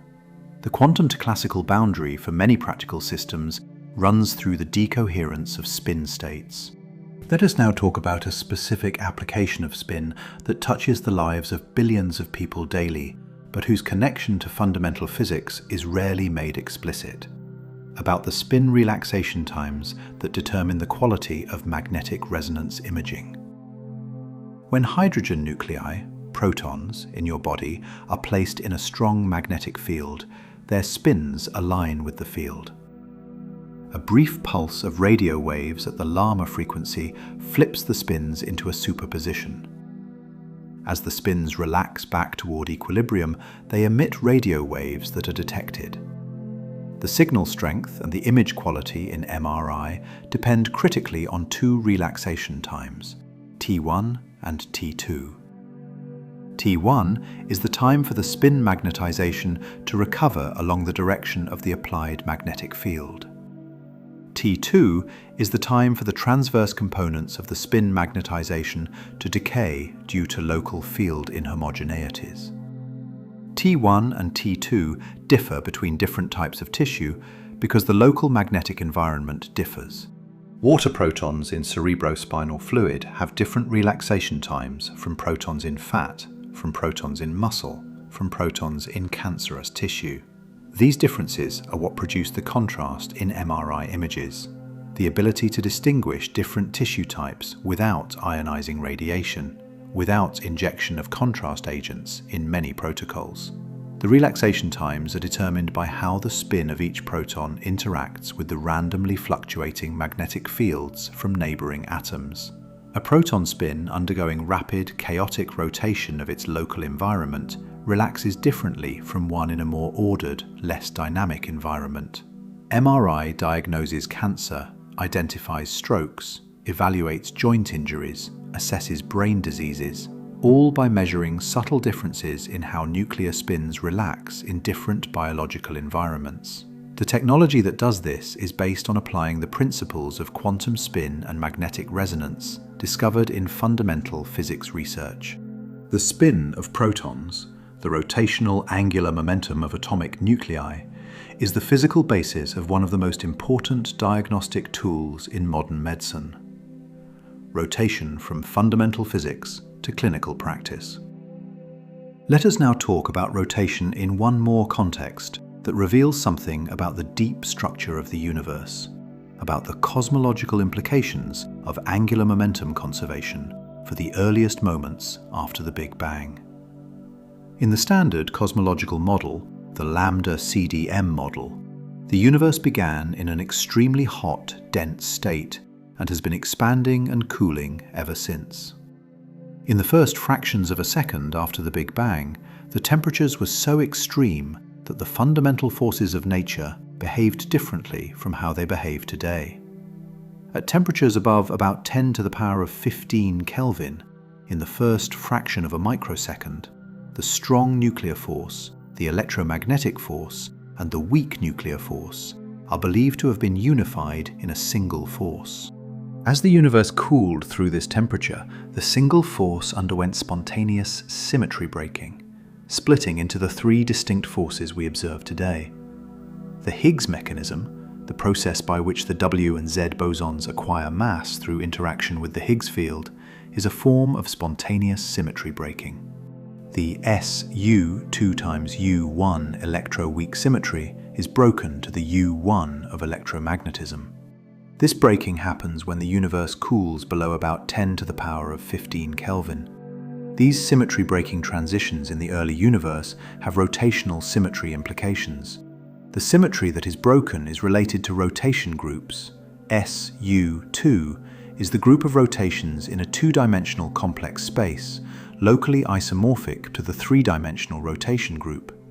When this symmetry is broken, new physical phenomena emerge. The mass of the W and Z, the distinction between the electromagnetic and weak forces. Conservation of angular momentum operates through all of this. The spontaneous symmetry breaking that differentiated the forces of nature occurred in a way that respected angular momentum conservation at every step. The particle interactions that took place in the first microseconds, the quark-gluon plasma, the matter-antimatter asymmetry, the baryogenesis that left more matter than antimatter, all were constrained by angular momentum conservation. The universe we inhabit, with its specific particle content, with matter dominating over antimatter, with the specific strength ratios of the fundamental forces, emerged from a hot Big Bang state through a series of symmetry-breaking transitions, all governed by conservation laws that include conservation of angular momentum. The rotation symmetry that explains why galaxies are flat disks was present from the very beginning. The angular momentum of every star, every planet, every rotating black hole can be traced back through the chain of conservation to the initial conditions of the universe. Let us now talk about something more intimate and immediate, about what you can do right now to experience the law of conservation of angular momentum not as an abstract principle, but as a physical fact you can feel in your body. Stand up. Extend your arms fully to your sides, horizontal to the floor. Begin rotating slowly. Spin in place like a slow top. Feel the rotation. It requires no continuous effort. Once started, the angular momentum persists. Now pull your arms quickly to your sides, wrap them against your chest. You will spin faster. Not because you pushed with your legs or applied any external torque, but because you decreased your moment of inertia by moving mass closer to your rotation axis. the angular momentum was conserved, the same quantity of rotational motion, but distributed over a smaller moment of inertia, producing a higher angular velocity. This is the same physics that takes a vast, slowly rotating molecular cloud and concentrates it into a rapidly spinning protoplanetary disk. The same physics that accelerates a collapsing stellar core from a slow rotation to 716 revolutions per second. The same physics that produces the spiral structure of galaxies. In your body, right now.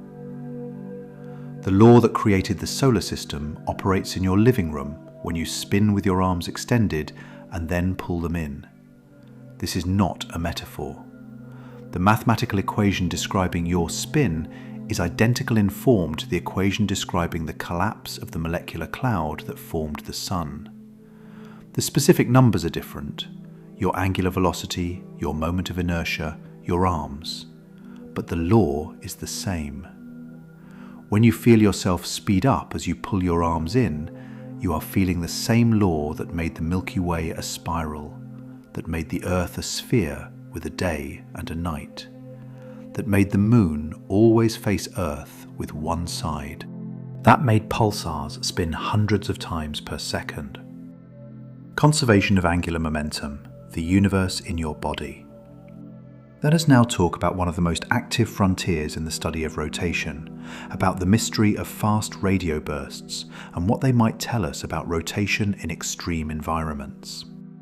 Fast radio bursts are intense millisecond duration pulses of radio waves from cosmological distances, detected for the first time in 2007 from archive data by Duncan Lorimer and his student David Narkovich.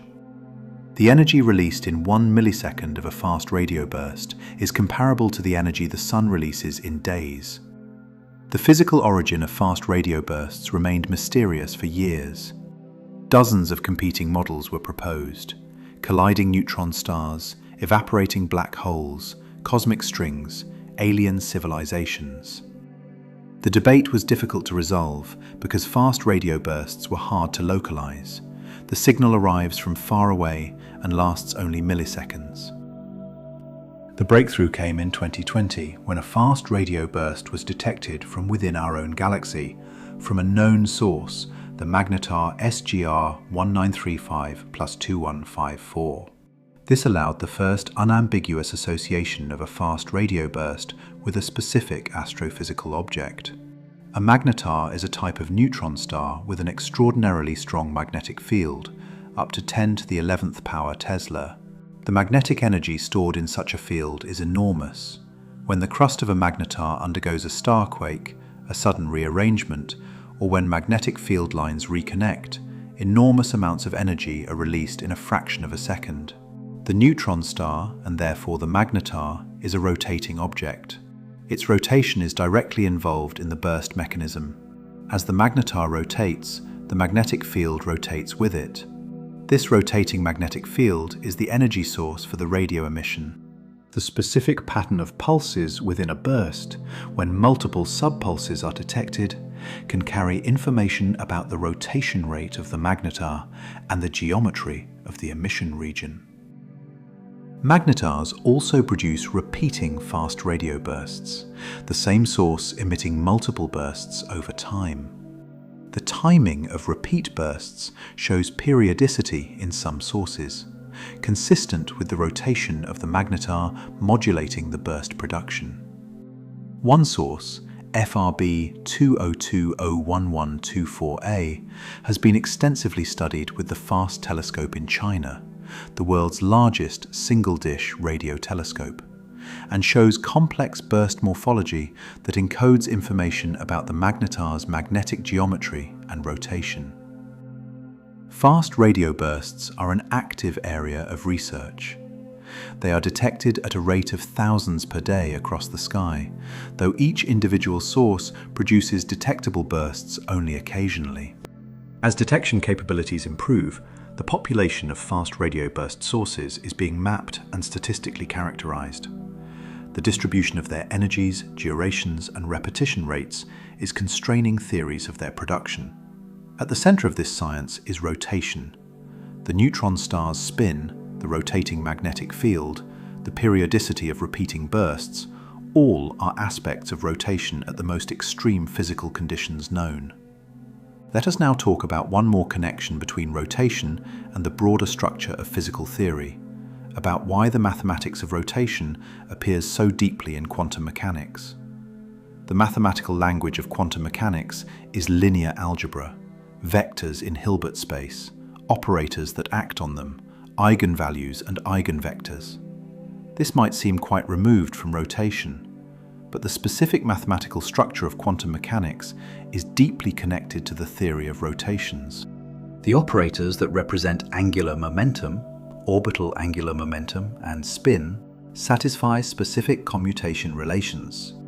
If we call the three components of angular momentum Lx, Ly, and Lz, then Lx.Ly minus Ly.Lx equals I h bar Lz, and cyclically for the other pairs. These commutation relations are exactly the defining relations of the Lie algebra of the rotation group SO3, or more precisely, its covering group SU2. This means that the algebra of quantum angular momentum is the algebra of rotations. The mathematical structure that makes quantum mechanics work, the specific way that measurement and uncertainty operate for angular momentum observables, is determined by the mathematical structure of the rotation group. This is not a coincidence. When quantum mechanics was developed in the 1920s, a central challenge was to find the correct mathematical language for describing measurements and states. The fact that angular momentum satisfies these specific commutation relations was one of the first clues that the rotation group was fundamental to quantum mechanics.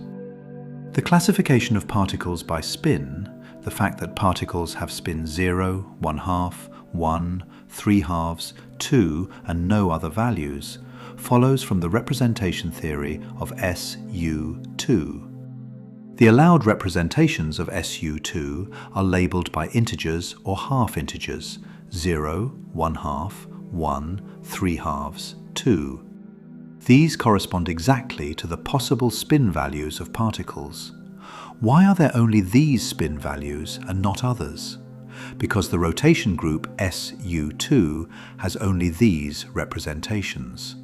The mathematics of rotation constrains what kinds of quantum particles can exist. This is one of the most fundamental and beautiful results in theoretical physics. The specific particle content of the universe, the fact that matter particles are fermions with half-integer spin and force-carrying particles are bosons with integer spin, follows from the representation theory of the rotation group. Everything spins because space is symmetric under rotations. The specific ways things can spin are exactly the representations of the rotation group. And the physics of the universe, what particles exist, what forces operate, what interactions are possible, is constrained by these rotational symmetries. Rotation is not a phenomenon that happens in the universe. Rotation is part of the mathematical structure from which the universe is built. And so we return to where we began, to the simplest possible observation about the world. Everything spins. Not as a poetic flourish, as a literal physical inventory of the universe, from the smallest scale to the largest. Quarks carry spin, electrons carry spin, atomic nuclei carry spin, planets rotate. Stars rotate, galaxies rotate. Clusters of galaxies have angular momentum. The observable universe, to the best of our measurement, has zero total angular momentum, meaning the sum of all the rotations in it cancel. But this zero is not the absence of rotation. It is the perfect balance of an incomprehensible amount of it. We followed the thread from the most familiar version of this observation, the 24-hour day, the month, the year, to its most abstract root. And what we found at the root is something genuinely surprising for how simple it is. Space looks the same in every direction. That is it. That is the foundation. Not a mechanism, not a force, not a special condition that needs explaining. A symmetry. The universe does not distinguish between up and down, between left and right, between north and south. Space is isotropic. And from this single fact, through the mathematics that Emmy Noether worked out in 1915, conservation of angular momentum follows as a theorem rather than an observation. Angular momentum cannot be created from nothing and cannot disappear into nothing, because creating or destroying it would require a preferred direction, and space has none. Once angular momentum exists anywhere, in the tiniest turbulent motion of a molecular cloud, in the quantum fluctuations of the early universe, in the gravitational tidal push of one protogalactic blob on another, it persists. It cannot go away. And when gravity acts on matter carrying that angular momentum, concentrating it, collapsing it inward, the moment of inertia decreases and the angular velocity must increase to keep the product constant.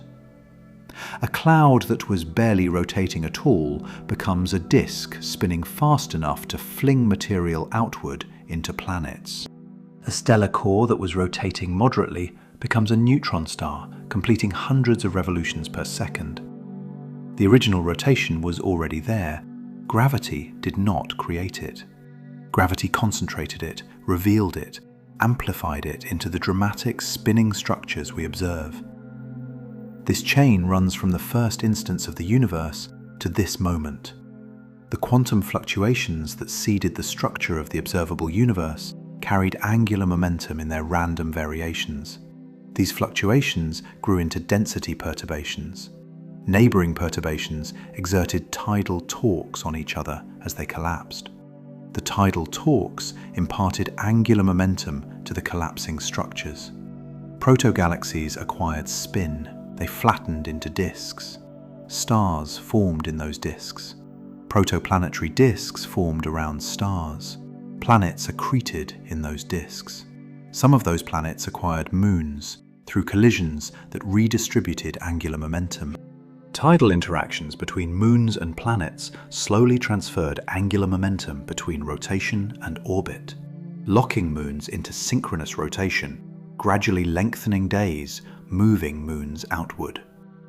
And at the quantum level, woven through all of this, electrons spin determining the structure of atoms, which determines chemistry, which determines what molecules can form and how they react, which determines whether complex, self-replicating chemistry can arise, which determines whether life becomes possible. The same symmetry that makes galaxies flat makes chemistry work. The conservation law that explains the Milky Way's spiral arms also explains why the Pauli exclusion principle holds, which explains why atoms have electronic shells, which explains the periodic table, which explains the molecular complexity that makes biology possible. You exist because space has no preferred direction. This is not a metaphor. It is a chain of physical causation that can be followed step by step, from the isotropy of space, through Noether's theorem, through conservation of angular momentum, through gravitational collapse, through stellar nucleosynthesis, through planetary formation, through the specific conditions on Earth that allowed chemistry to become biology. Every link in that chain holds, every step has been tested. The isotropy of space has been measured to 1 part in 10 to the 21st power. Noether's theorem is a mathematical proof. Conservation of angular momentum has been confirmed in every experiment in which it has been tested. Gravitational collapse producing rotating disks is observed directly in protoplanetary systems around young stars. The connection to chemistry runs through quantum mechanics, whose predictions match experiment to more decimal places than any other theory in the history of science. This is not a story built on speculation. It is the actual account of why things are the way they are. And there is something worth sitting with in that account. The universe did not need to be isotropic. We can write down equations for anisotropic universes, universes with a preferred axis, a preferred direction, a cosmic handedness built into the fabric of space at the largest scale. In such a universe, angular momentum would not be conserved. Rotation would not be amplified by gravitational collapse in the same way. The structures we observe, the flat disk of the Milky Way, the protoplanetary disks that form solar systems, the stable, long-duration stars that provide energy for long enough that chemistry can become biology, might not form, or might form differently, or might be far rarer. We live in the isotropic case. The universe we happen to inhabit is the one where space has no preferred direction, and from this, everything else. The figure skater pulling her arms in, speeding up her spin, is demonstrating the same law that shaped the galaxy in which she lives. The law that is demonstrated in her living room and in the spiral structure of the Milky Way is the same law because it comes from the same source, the isotropy of the space in which both she and the galaxy exist. The neutron star, spinning 716 times per second, its equator moving at a quarter of the speed of light, is the endpoint of a chain of conservation that began when the molecular cloud from which its progenitor star formed first developed a tiny asymmetry in its internal motions. Nothing was lost. The rotation was always there. The collapse just revealed how much was always there. The quantum computer being developed right now, manipulating qubits that are physically the spin states of electrons or atomic nuclei, performing operations that are mathematically described as rotations in Hilbert space, uses the same rotation group, SU2, whose representation theory determines what elementary particles can exist. The mathematics is the same mathematics. The rotation is the same rotation at different scales. The day and the night that structure your life, the seasons that structure your year, the tides that shaped the evolution of life on this planet, the magnetic field that protects the atmosphere from the solar wind, all are consequences of rotation.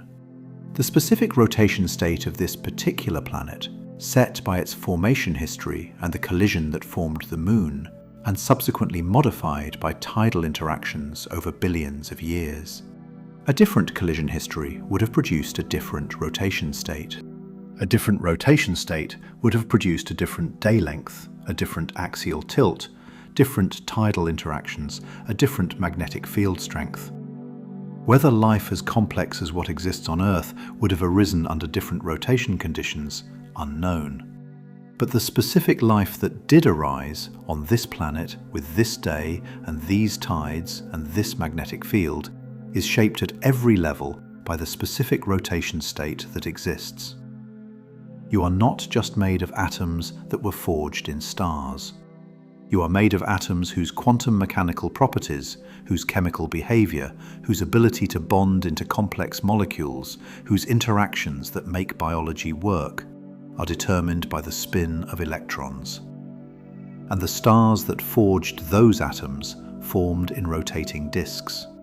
And the rotating disks formed because angular momentum was conserved during gravitational collapse. And the angular momentum existed in the first place because space has no preferred direction. The question, why does everything spin, has an answer that is both simpler and more profound than the intuitive responses that might first come to mind. Not because spinning is the natural state of things, not because something started spinning and kept going, not because some external force made things rotate, because space is the same in all directions, because this symmetry implies through a theorem that angular momentum cannot be created or destroyed. Because any initial rotation, however small, however random in origin, is preserved through all subsequent physical processes. Because gravity amplifies preserved rotation when it collapses matter. Because collapse inevitably produces the structures we observe: disks, systems, orbits, spins.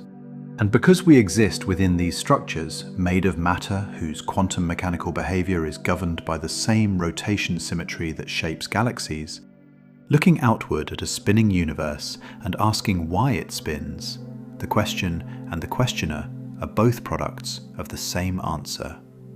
Space is isotropic. From this, everything rotates, including us, including the asking of the question itself. Good night.